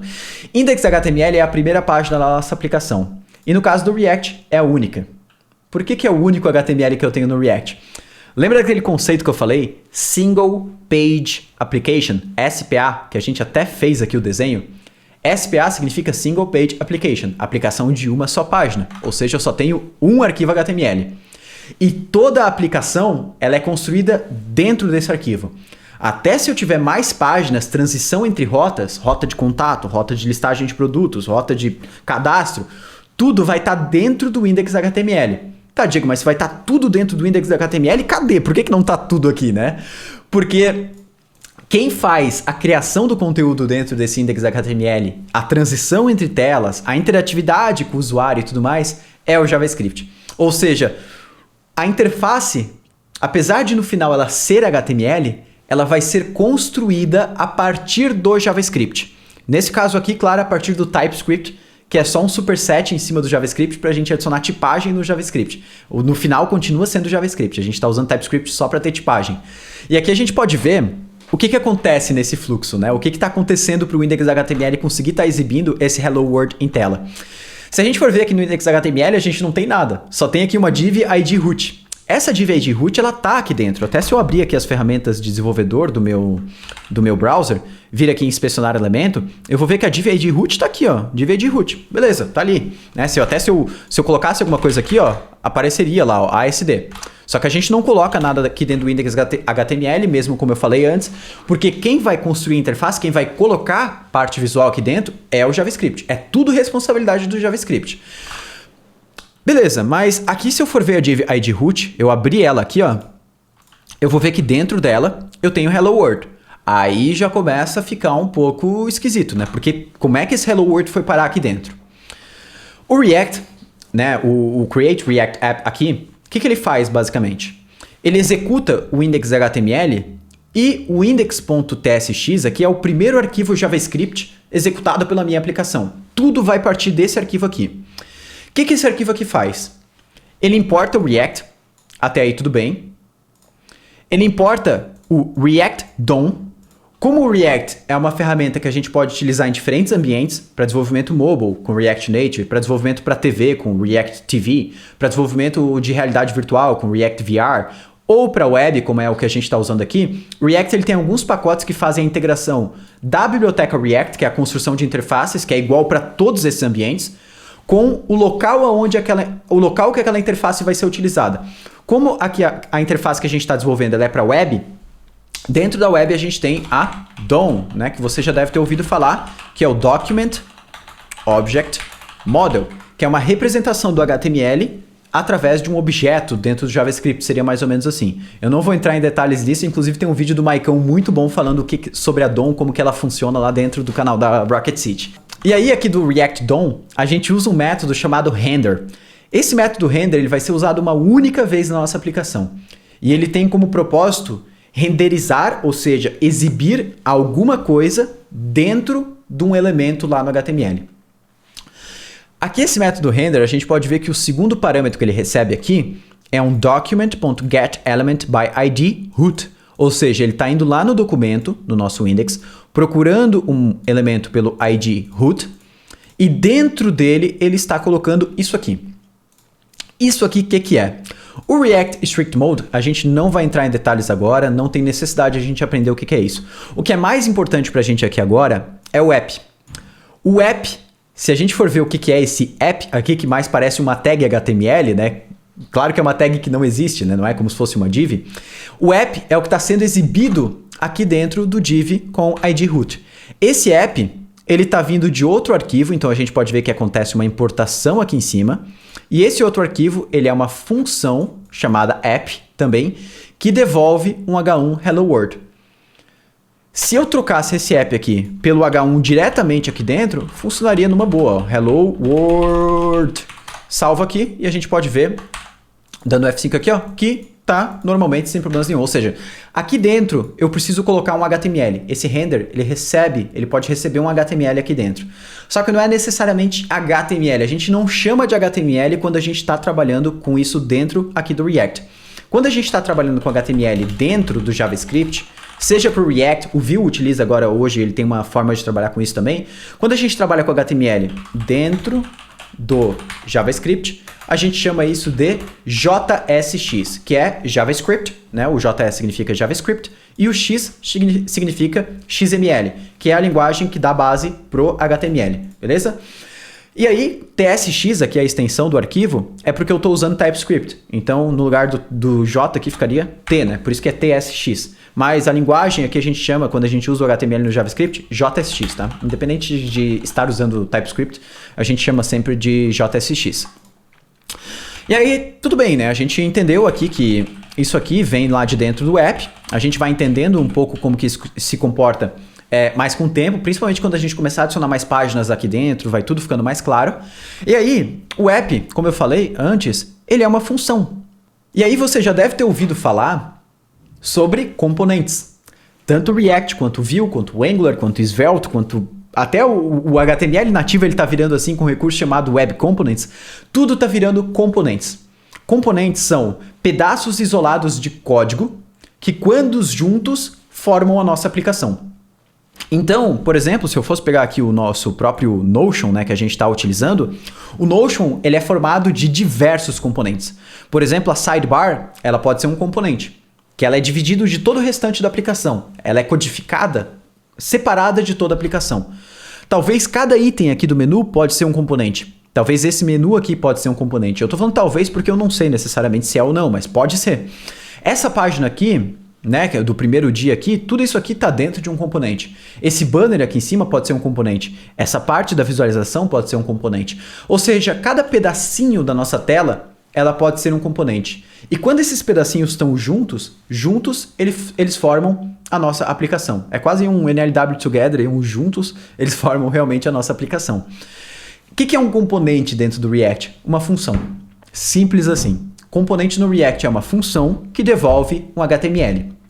Até nas versões um pouco mais antigas do React, os componentes eles eram escritos em formato de classe, na grande maioria das vezes.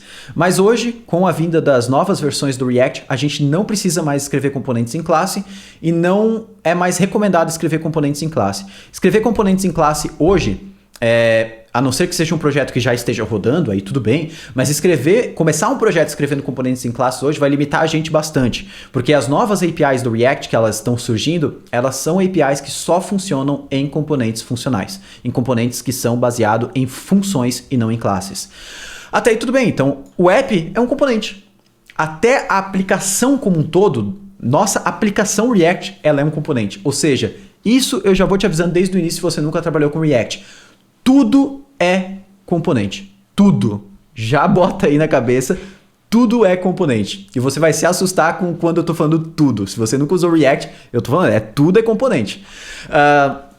E aqui a gente pode fazer o que a gente quiser, colocar JavaScript, botar imagens, dá para botar CSS, dá para botar tudo que a gente quiser. A única diferença é que vai ficar dividido entre vários arquivinhos menores que quando juntos, então, eles formam a nossa aplicação. Beleza, então a gente já aprendeu aqui o primeiro conceito mais importante do React, que é componente. Vamos até transformar isso aqui numa to-do list, para dar aqui a dopamina legal. A gente já aprendeu o que são componentes. E agora a gente vai aprender dois conceitos do React, que são propriedades e estado. E aí, por final, a gente vai só conectar a nossa aplicação com Firebase, isso aqui é bem rapidinho, e aí a gente já vai deixar tudo pronto para começar amanhã na aula prática com tudo, a nossa aplicação, e aí já realmente criando as páginas e tudo mais. Mas ter toda essa base aqui é muito importante, principalmente se você acha que você já sabe React, porque pode ter coisas que eu vou falar aqui que você não sabia sobre React, então é bom você ficar de olho. Então, bora lá continuar o nosso app aqui. O conceito de propriedade, ele é muito simples de entender. Na verdade, é o conceito mais fácil de entender de dentro do React. Porque a gente já está acostumado a utilizar propriedades. Só que a gente chama com outro nome quando a gente está no HTML. Lá a gente chama de atributos. Propriedades são informações que a gente pode passar para um componente se comportar de maneira diferente. Assim como a gente tem atributos no HTML. No HTML, quando a gente vai criar um link, por exemplo, vamos supor que eu tenha uma div. Dentro eu tenho uma âncora. A âncora ela recebe uma série de atributos. Até se eu dou um Ctrl espaço aqui, eu consigo ver esses atributos aqui dentro. Por exemplo, eu posso passar um href, que é para onde eu quero enviar o usuário. E aí eu passo o endereço. Ou seja, isso aqui é um atributo que muda o comportamento da âncora. Diferente do link que eu coloco aqui, vai fazer alguma coisa. Por exemplo, eu tenho target, né? Se eu quero que abra numa janela nova ou na mesma janela. Ou seja, eu passo uma informação que muda o comportamento. Nos componentes, a gente também tem esse mesmo funcionamento. Então, eu vou criar uma pasta components aqui em SRC para ficar um pouquinho mais fácil. Dentro eu vou criar um primeiro componente nosso chamado button.tsx. Aqui de dentro eu vou exportar uma função. Eu posso criar a função dessa forma, button, e ela retorna, por exemplo, um button escrito clique aqui. E aqui eu posso exportar essa função aqui embaixo. E existem algumas formas de exportar alguma coisa dentro do React. Eu, particularmente, eu não gosto de fazer o export default button. Por quê?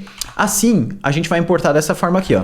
Import button from ponto barra components barra button. Até aí tudo bem, e vai funcionar. E eu venho aqui, coloco o botão aqui na tela, ó, salvo, a gente volta lá para o navegador, ó, a gente vai ter o botão sendo exibido em tela. Clique aqui. E eu posso, inclusive, ó, colocar vários botões, replicar isso e vão aparecer vários botões aqui dentro. Até aí tudo bem, mas por que eu falei que eu não gosto de exportar dessa forma com Export Default? Porque se um dia eu mudar o nome desse componente, por exemplo, mudar aqui para...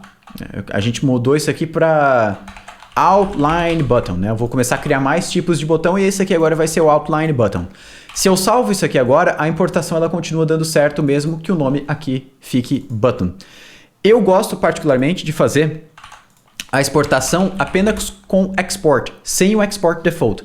Porque assim, lá na importação agora, ó, vai começar a dar erro. Ele não, eu preciso importar diferente, né? Eu preciso importar com chaves. E aí eu falo o nome do componente que eu quero importar. Mas caso eu mude o nome desse componente agora de Outline Button para Button, a importação para de funcionar. Ou seja, menos chance de eu esquecer de alterar o nome em algum lugar. Isso, o nome dessa exportação, quando ela não tem o default, é bem específico. Se chama Named Export, ou seja, eu dou um nome para a exportação. Assim, quando eu importo, eu preciso falar o que eu quero importar lá de dentro. Isso aqui também permite a gente exportar mais de uma coisa de dentro do mesmo arquivo. Tudo bem, a gente já falou sobre isso. E agora eu tenho vários botões em tela. Esse botão ele é um componente. E agora todos eles estão com o mesmo texto. E agora, se eu quisesse que o texto fosse diferente para cada um desses botões, eu posso passar, por exemplo, aqui no button uma propriedade que se comporta da mesma forma que um atributo no HTML. Então eu passo aqui, sei lá, text. E aí eu falo que esse botão aqui, o texto dele vai ser botão 1. Perfeito. Aqui agora a gente já pode ver que ele deu erro. Por quê? Porque eu estou usando TypeScript. E o TypeScript está me falando que esse botão não recebe uma propriedade text. Em nenhum momento esse botão aqui, o text não simboliza nada, né? Porque o text não está sendo utilizado realmente aqui dentro desse botão. Então enviar o text aqui é inválido, é errado, porque o botão lá não está esperando receber esse text. Então quando eu estou usando TypeScript, eu preciso falar através de uma tipagem. Isso se eu estiver usando JavaScript, essa parte aqui eu pulo, tá? Mas como eu uso o TypeScript em todos os projetos, eu vou explicar. Eu preciso criar um tipo, uma tipagem, falando quais são todas as propriedades. E aqui geralmente eu falo, o nome aqui que eu dou, eu boto o nome do componente, props no final, um sufixo props.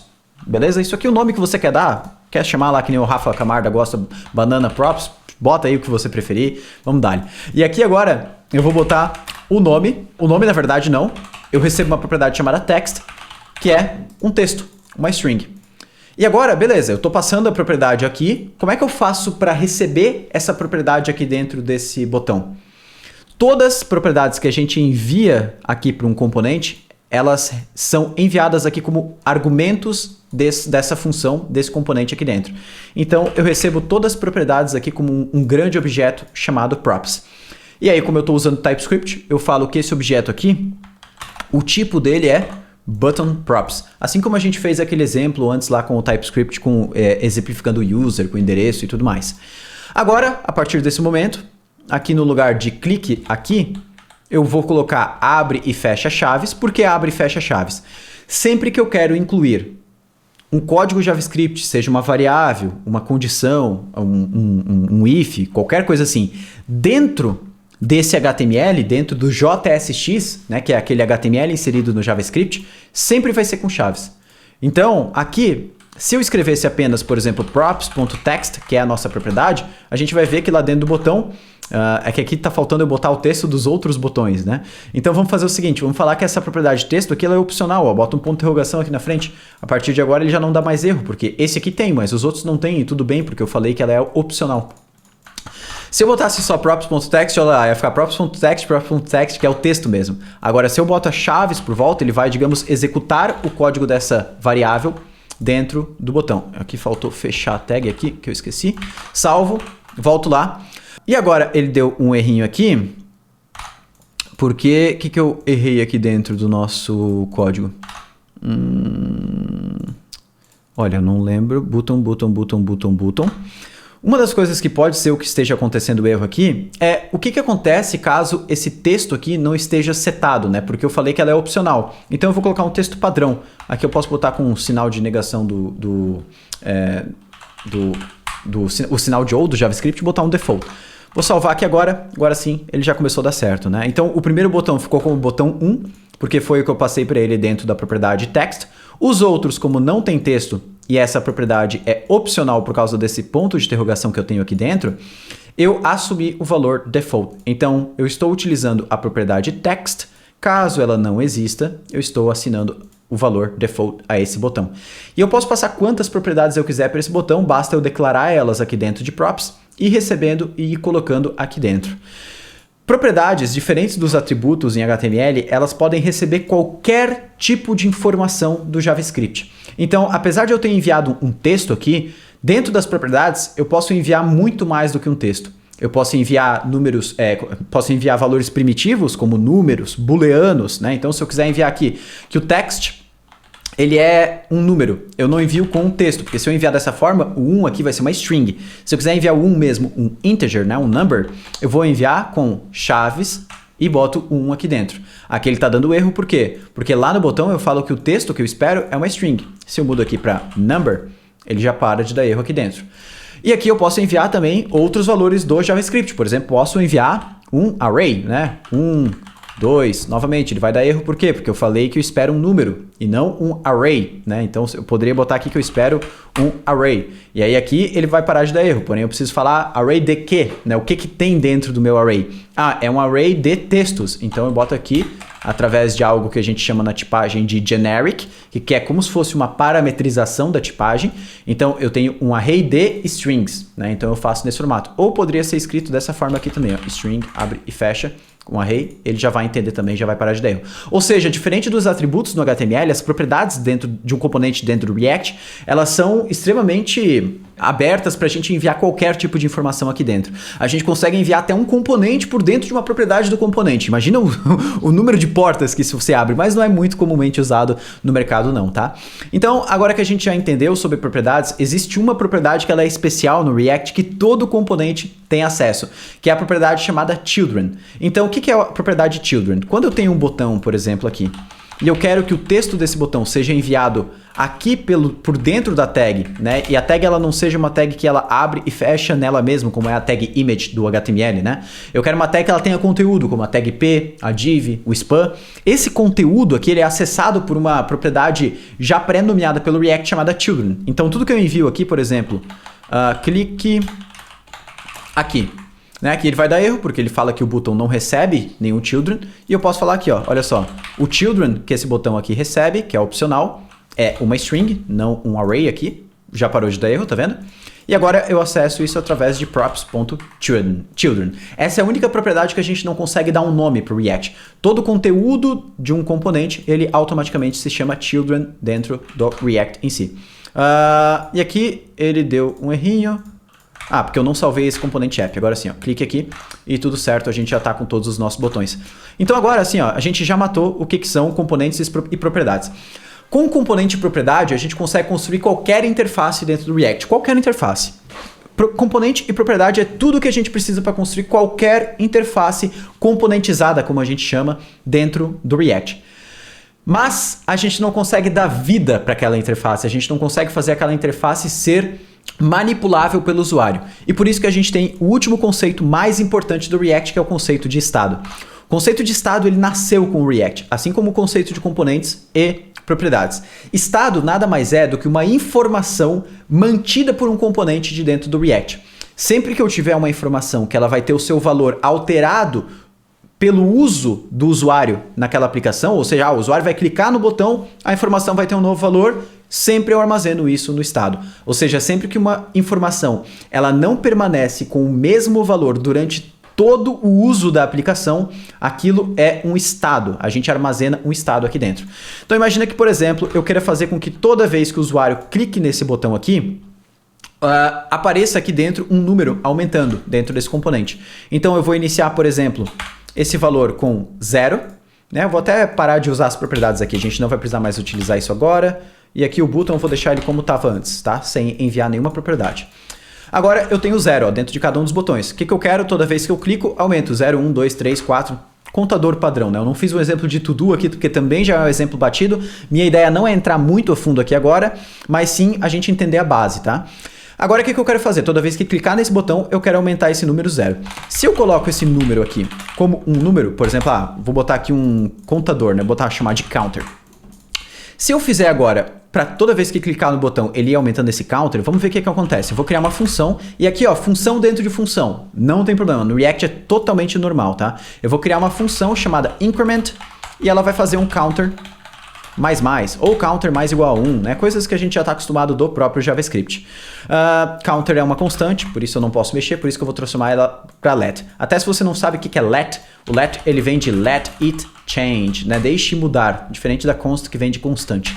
Aqui agora, toda vez que o usuário clica no botão, e aqui mais uma informação muito importante, no React, todos os atributos que a gente passa, inclusive para tags que são exclusivas do HTML, elas sempre têm o formato camel case. Então, se você já utilizou onClick num botão, só que no HTML, você provavelmente escreveu dessa forma aqui, ó, onClick, e botou, inclusive, com aspas duplas. No React é sempre camel case, ou seja, cada palavra ela é dividida com a primeira letra da próxima palavra em letra maiúscula. Então, onClick sempre o C maiúsculo. E aqui, a gente não vai passar uma string, eu posso referenciar uma função do próprio componente aqui dentro do onClick. Então aqui eu vou aumentar o counter e vou dar um console log nesse counter para a gente ver aumentando. E vou colocar o counter aqui ó, dentro do nosso button, né, para mostrar esse valor aqui. Vou até quebrar de linha para ficar um pouquinho mais fácil. Beleza, lembrando que chaves ó, sempre indica que eu estou colocando uma variável que está definida aqui em cima como uma propriedade ou como conteúdo. Salvo aqui, voltamos lá, venho no console, clico no botão. A gente pode ver que o counter está aumentando aqui, mas no botão não está refletindo, tá? Então, por que isso acontece? O React, ele tem um funcionamento que é basicamente, o React ele consegue perceber que uma informação mudou para então ele mostrar essa nova informação em tela. Mas essa informação não pode ser uma variável tradicional como a gente criou aqui. Ela precisa ser um estado. E aí, eu vou transformar esse counter no estado. Então, eu vou criar aqui em cima const. A gente cria o estado sempre como constante, por mais que o seu valor seja alterado. Vou dar o nome para ele, counter, que é o que a gente queria chamar. Tá vendo que eu coloquei colchetes aqui por volta? A gente já vai entender o porquê disso, tá? E igual, aqui a gente vai chamar uma função que vem de dentro do React, chamada useState. Aqui o meu editor já importou ela para mim automaticamente, por causa do auto-import. E eu passo como parâmetro para essa função qual que é o valor que eu quero iniciar essa variável. No caso, 0. Então, o counter inicia com 0. Se eu salvar isso aqui agora, ele vai dar erro. Deixa eu comentar esse código aqui, que é o que está dando erro. A gente vai ver que o valor aqui continua igual, 0, 0, 0, 0. Porém, para manipular uma variável que está salva no estado do React, não é simplesmente chamar aquela variável e aumentar o seu valor. Mesmo que eu troque aqui para let, tá? Eu não vou conseguir, ó, eu venho aqui e faço as alterações, por mais que ela tenha o seu valor sendo alterado aqui no console log, ela não está sendo alterada no fim das contas na nossa interface, que é o que a gente espera, que o valor dentro do botão vá aumentando. O que eu faço para resolver esse caso? Eu botei um colchete aqui porque o useState retorna para a gente um vetor com duas posições, um array com duas posições. A gente pode ver até passando o mouse aqui, é um array, a primeira posição é um número, né, porque eu iniciei ele como um número. A segunda posição aqui é uma função. Então, quando eu coloco o colchete desse lado da equação, eu estou desestruturando, eu estou pegando um array que foi retornado por esse useState, estou dividindo ele em duas variáveis isoladas.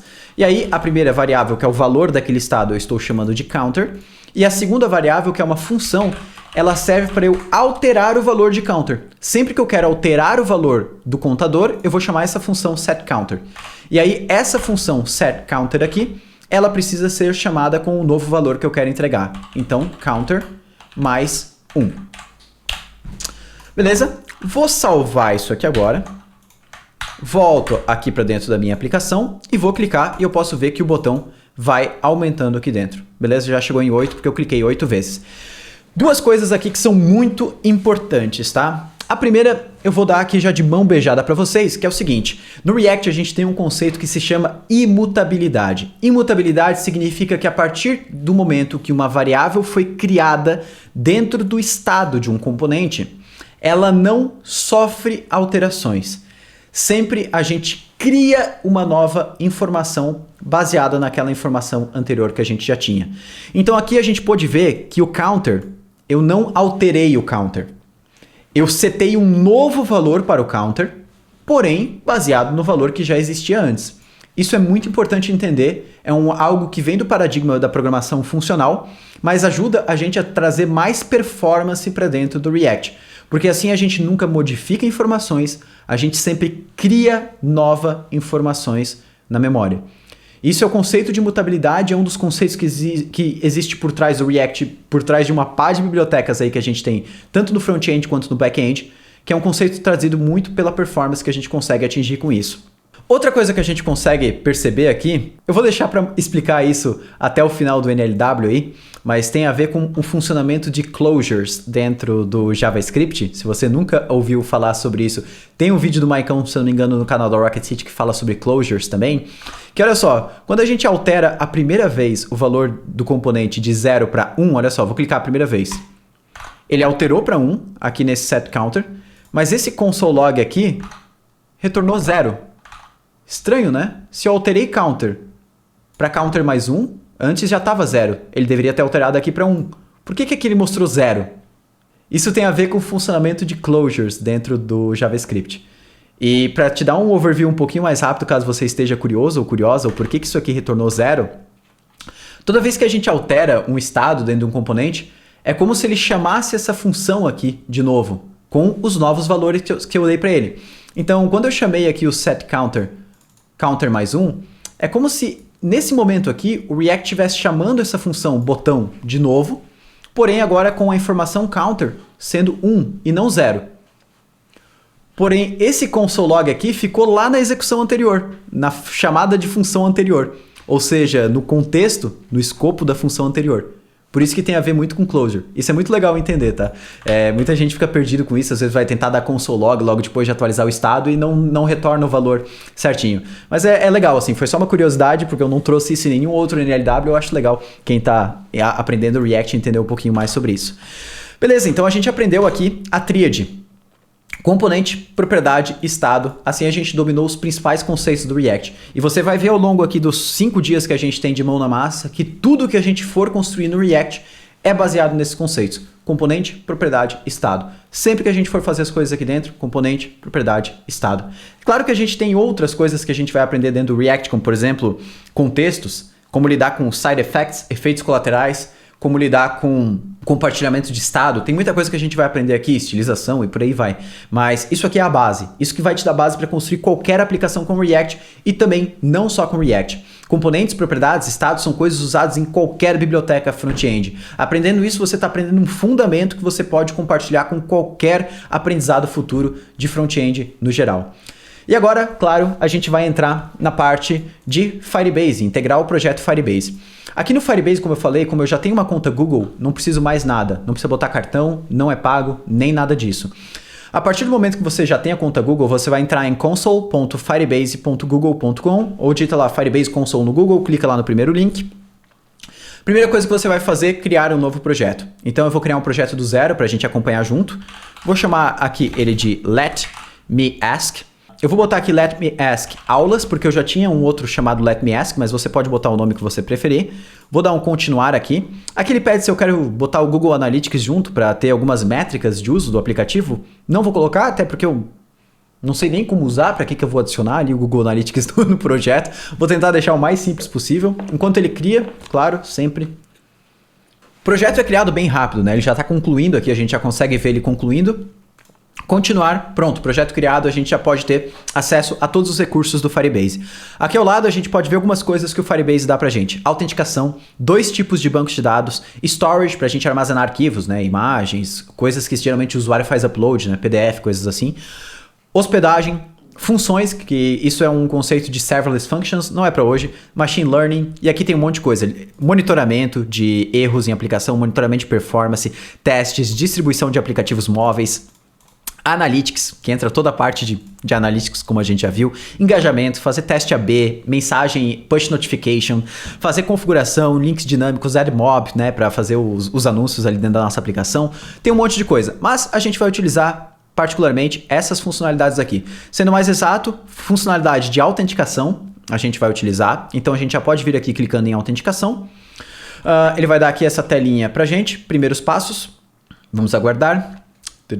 Ele já dá aqui todos os tipos de autenticação que a gente pode utilizar.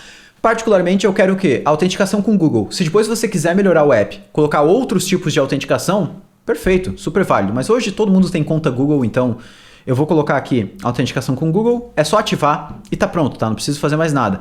Só colocar um e-mail aqui de suporte. Eu vou botar o meu e-mail pessoal, diego@rocketcity.team. E-mail pessoal não, e-mail da Rocket. Você vai colocar o seu e-mail. Nome público do projeto.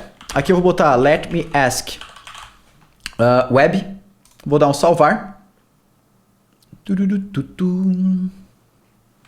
Beleza, já tá prontinho, tá?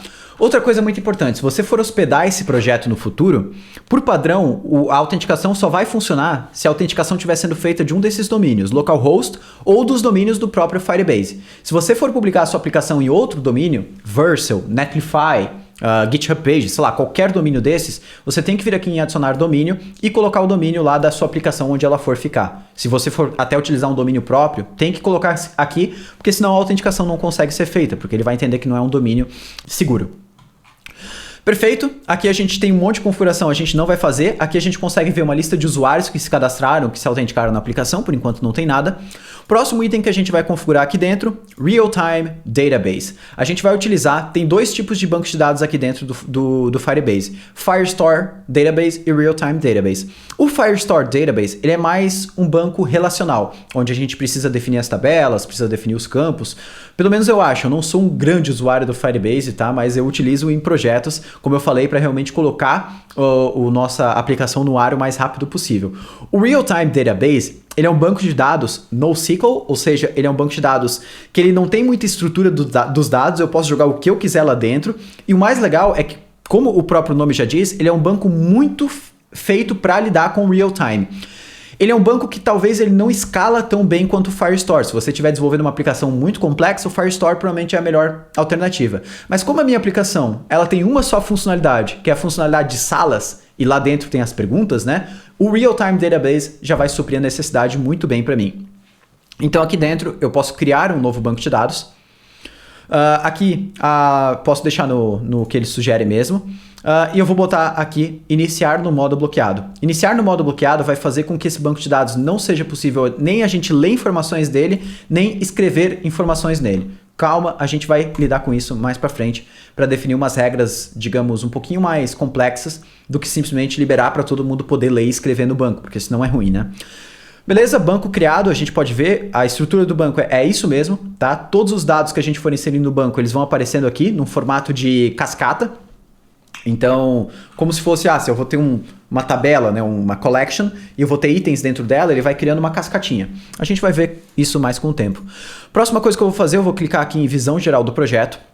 E aí, para a gente integrar o nosso projeto com o React, claro, React a gente está fazendo um aplicativo web. Então aqui a gente pode ver que tem iOS, Android, Web ou até Unity. A gente vai selecionar a opção Web, né? A gente está criando uma aplicação web. Aqui eu vou chamar ele de Let Me Ask Web. Vamos botar aqui registrar app. Eu não vou utilizar o Firebase Hosting nesse caso, por enquanto. Talvez depois, quem sabe, até o final do NLW, se vocês me pedirem lá na comunidade. A gente pode hospedar esse projeto aqui dentro do Firebase Hosting para ver como é facinho hospedar. Vamos aguardar aqui ele registrar o app.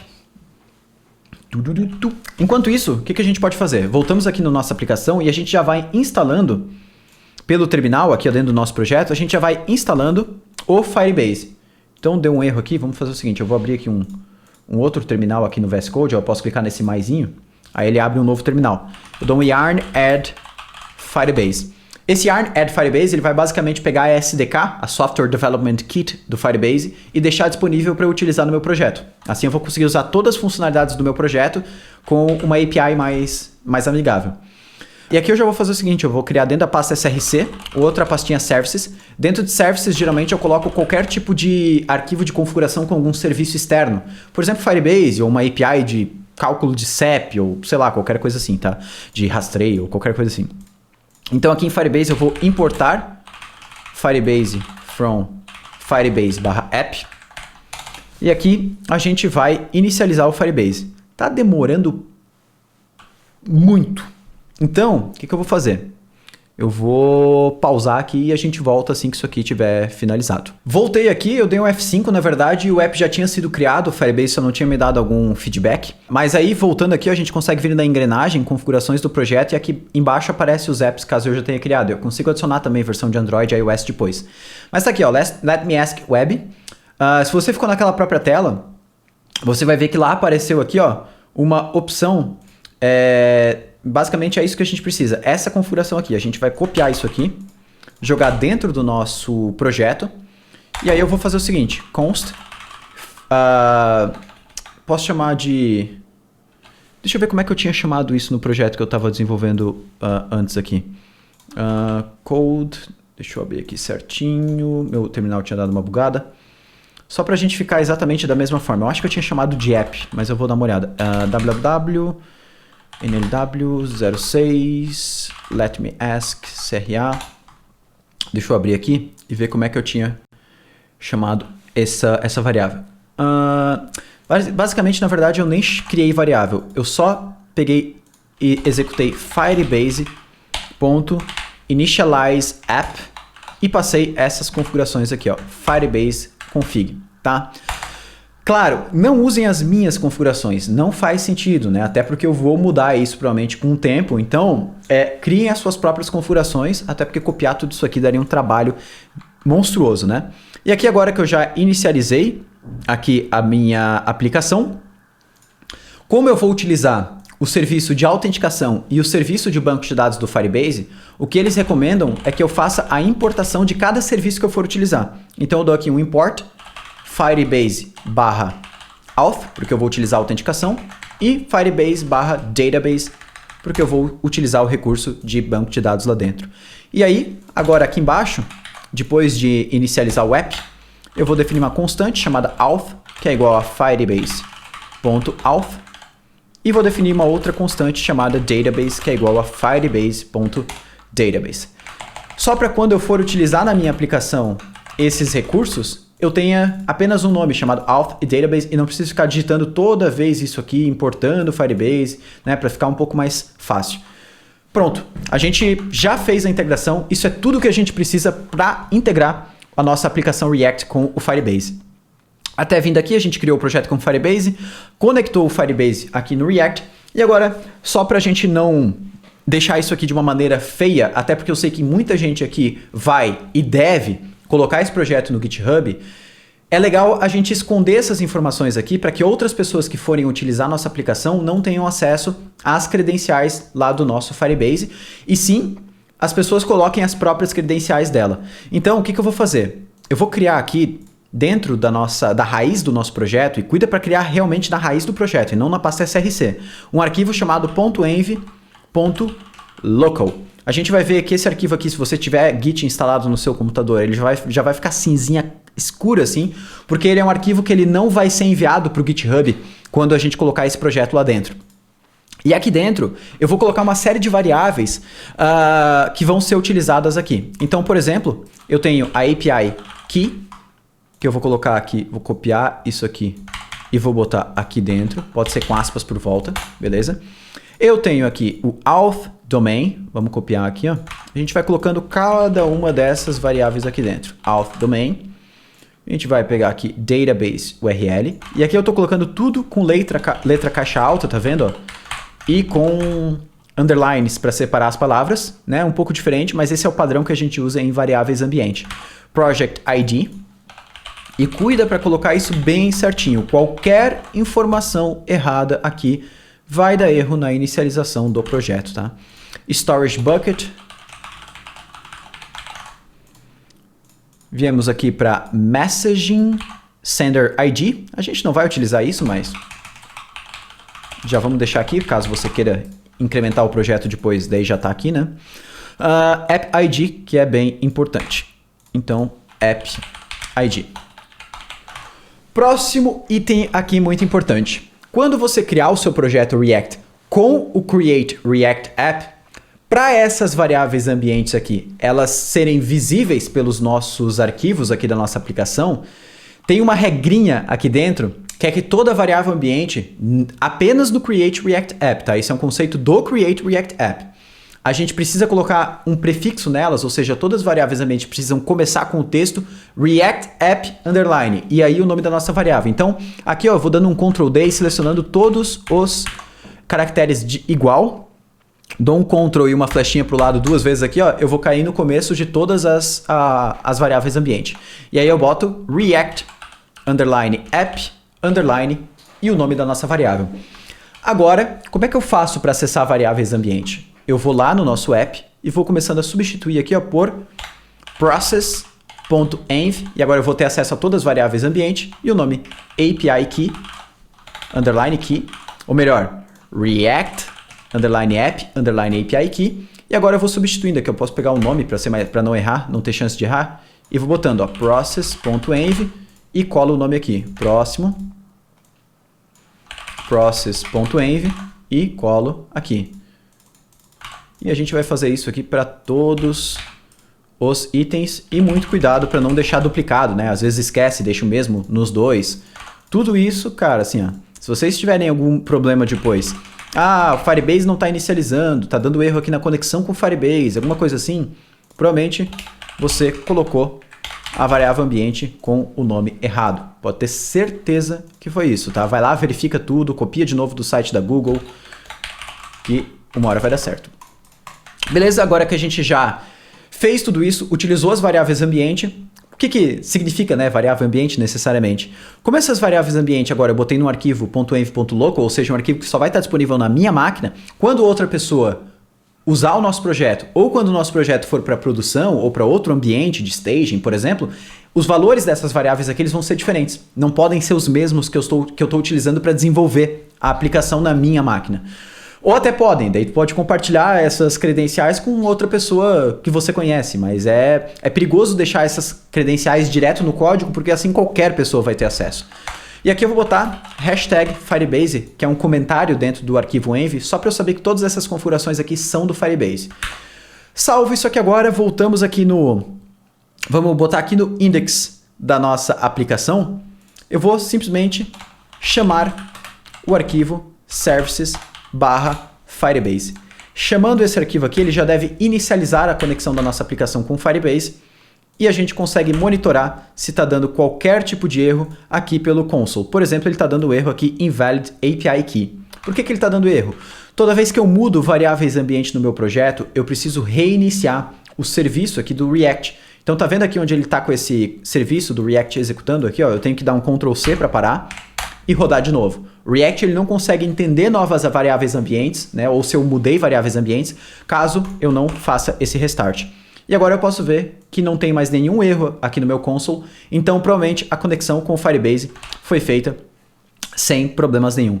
A gente pode ver até que ele já deixou aqui um socket.js, né, que é o socket que o Firebase utiliza para manter conectado com a nossa aplicação. Então a gente já está com o Firebase conectado aqui no nosso app e a gente já aprendeu a utilizar variáveis ambiente. Então a gente fez tudo que a gente precisava fazer nessa aula e cara, muito massa mesmo, assim. Foi o overview mais completo que eu já fiz em qualquer evento, qualquer NLW de React no geral. A gente viu coisas que a gente não viu em nenhum outro conteúdo da Rocket City. E tenho certeza mesmo que você já tinha visto React antes, você conseguiu aprender alguma coisa nova dentro dessas aulas aqui. Então, o que foi tudo que a gente aprendeu aqui, né? A gente viu tudo o que ia acontecer durante o NLW. Você aprendeu a configurar um ambiente de desenvolvimento, o que é um SPA, né, do modelo tradicional para um modelo de SPA que a gente segue hoje, né, qual que é a diferença entre esses dois modelos. Isso é super importante entender, porque não é algo assim mais, eu não quero aprender isso. Se você não aprender sobre esses dois modelos, eu não digo nem mais que é o futuro da web, é o presente agora, assim, já tudo está seguindo por esse caminho, tá? Então, assim, é meio que essencial que você tenha esses conhecimentos. Além disso, a gente viu de por que utilizar o Firebase, quando utilizar, em quais situações. A gente iniciou com o React, criou o nosso projeto com o Create React App. Vimos os conceitos do React como componente, propriedade, estado. Criamos o nosso projeto com o Firebase, conectamos o Firebase dentro do React e vimos o conceito de variáveis ambiente. né? E aí talvez algumas pessoas que já são um pouquinho mais avançadas no React vão estar perguntando, né? Pô, Diego, mas a gente não vai ver Next, né? Por exemplo, que é um framework que existe dentro do React, né? A gente não vai ver Next nesse NLW. Nesse NLW especificamente, a gente não vai criar nossa aplicação com o Next, tá? Principalmente porque não teria ganhos significativos em utilizar o Next nesse momento. E como a nossa aplicação tem um monte de coisas para ser ensinados, como por exemplo toda essa integração com o Firebase, já são coisas demais para a gente trazer aqui nesses 5 dias, tá? Mas lembrem que todo NLW a gente traz um assunto diferente, como por exemplo no último NLW a gente entrou fundo no Next, nesse NLW a gente vai entrar fundo no Firebase, que é a nossa proposta aqui. Então já fizemos aqui um recap e agora, claro, comemorar, né? Comemorar, o que você vai fazer? Você vai encher um copão de água, óbvio, vai tomar, não, brincadeira. Você vai comemorar do jeito que você preferir aí. Eu, particularmente, como que eu gosto de comemorar? Faz uma postagem aí, cria uma postagem sobre o que você aprendeu nessa aula, isso é muito legal, seja para suas redes sociais, coloca o projeto no GitHub, seja lá na comunidade do Discord, bota lá o link para o seu projeto do GitHub, já se você postar, que é muito importante postar esse projeto, mas comemora mesmo, vai comer alguma coisa que você gosta, alguma coisa assim, porque amanhã a gente tem muito código, né? Então se você chegou aqui, amanhã tem muito mais. O que a gente vai ver na aula 2? A aula 2 a gente já vai realmente começar a colocar a mão na massa. A gente vai desenvolver todo o fluxo de autenticação já do nosso projeto, autenticação com o Google, como que a gente consegue determinar se o usuário está autenticado ou não, como que a gente consegue persistir essa informação mesmo que o usuário feche o navegador e volte. Então assim, a gente vai ver todo o fluxo de autenticação da nossa aplicação React conectada com o Firebase. E a partir desse momento que a gente já tiver autenticação, é a autenticação que vai dar base para a gente criar todas as funcionalidades do nosso app. Todo o fluxo de como as salas funcionam, a interação do usuário com as salas, né, dar like, enviar pergunta, e também as interações do admin com as salas, que são destacar as perguntas, marcar como respondida, deletar a pergunta e por aí vai. Então é basicamente isso. Lembrando, muito importante, a gente vai ter diferente nesse NLW que a gente não teve em nenhum outro, e eu, por favor, convido muito você para estar lá, porque vai ser um momento muito especial para a gente se conectar mais ainda, que são aulas ao vivo, não são aulas, são lives, encontros ao vivo que a gente vai fazer pela Twitch, né, da Twitch de cada um dos educators. O link vai estar na página do NLW, então pela página do NLW você consegue acessar as lives de cada uma das missões. E eu vou estar lá desprendendo aí 1 hora do meu tempo para tirar todas as dúvidas e possivelmente explicar conceitos que você gostaria de entender do universo React ao vivo para você. Eu vou interagir com todo mundo que está participando aqui no NLW, então eu quero que você esteja lá comigo amanhã às 7 horas da noite. Então um pouquinho antes da gente liberar a aula aqui prática do NLW, eu vou estar lá na Twitch tirando todas as dúvidas dessa aula e sobre novos conceitos e já aquecendo, preparando você a ansiedade aí para a aula que vai ser liberada logo depois da live acabar. Então espero você lá, vai ser muito legal a gente ter esse momento ao vivo juntos aí. E agora eu vou liberar o código para o sorteio. Então lembrando que anotando os códigos que eu libero no final de cada uma das aulas do NLW, você vai poder concorrer a brindes aí durante o evento. A gente vai enviar todas as informações de como você faz para concorrer a esses brindes por e-mail e pela comunidade do Discord, então precisa ficar ligado nesses canais. O primeiro código aqui não poderia ser diferente. Together, né? Por que Together, né? Como eu já tinha explicado lá no comecinho. A ideia e um dos pilares da Rocket City é o pilar de grupo, é o pilar de você estar reunida de outras pessoas que estão na mesma jornada que você. Aqui na Rocket City a gente está junto e a gente jamais vai abrir mão da comunidade. Tudo que a gente faz aqui, todos os eventos, todo o conteúdo gratuito que a gente gera para o YouTube, que não é pouco, como você já deve estar vendo, é tudo pensando na comunidade. Você já deve ter percebido, talvez trabalhando, se você já trabalhou com programação, ou estudando mesmo, seja na faculdade ou algum grupo de estudo com a própria comunidade da Rocket, o quanto faz diferença você estar sozinho ou sozinha estudando alguma coisa, ou até trabalhando em algum projeto, da diferença que faz de você estar reunida de outras pessoas que estão na mesma jornada que você, aprendendo as mesmas coisas que você, com objetivos parecidos com você avança muito mais rápido pela troca de informações, pelo networking. Por isso que Together é o código da aula de hoje. A gente construiu o NLW para isso, para todo mundo evoluir junto. Então eu espero você aqui ao longo desses dessas 5 aulas práticas, ao todo 7 dias, pra gente evoluir junto até o final.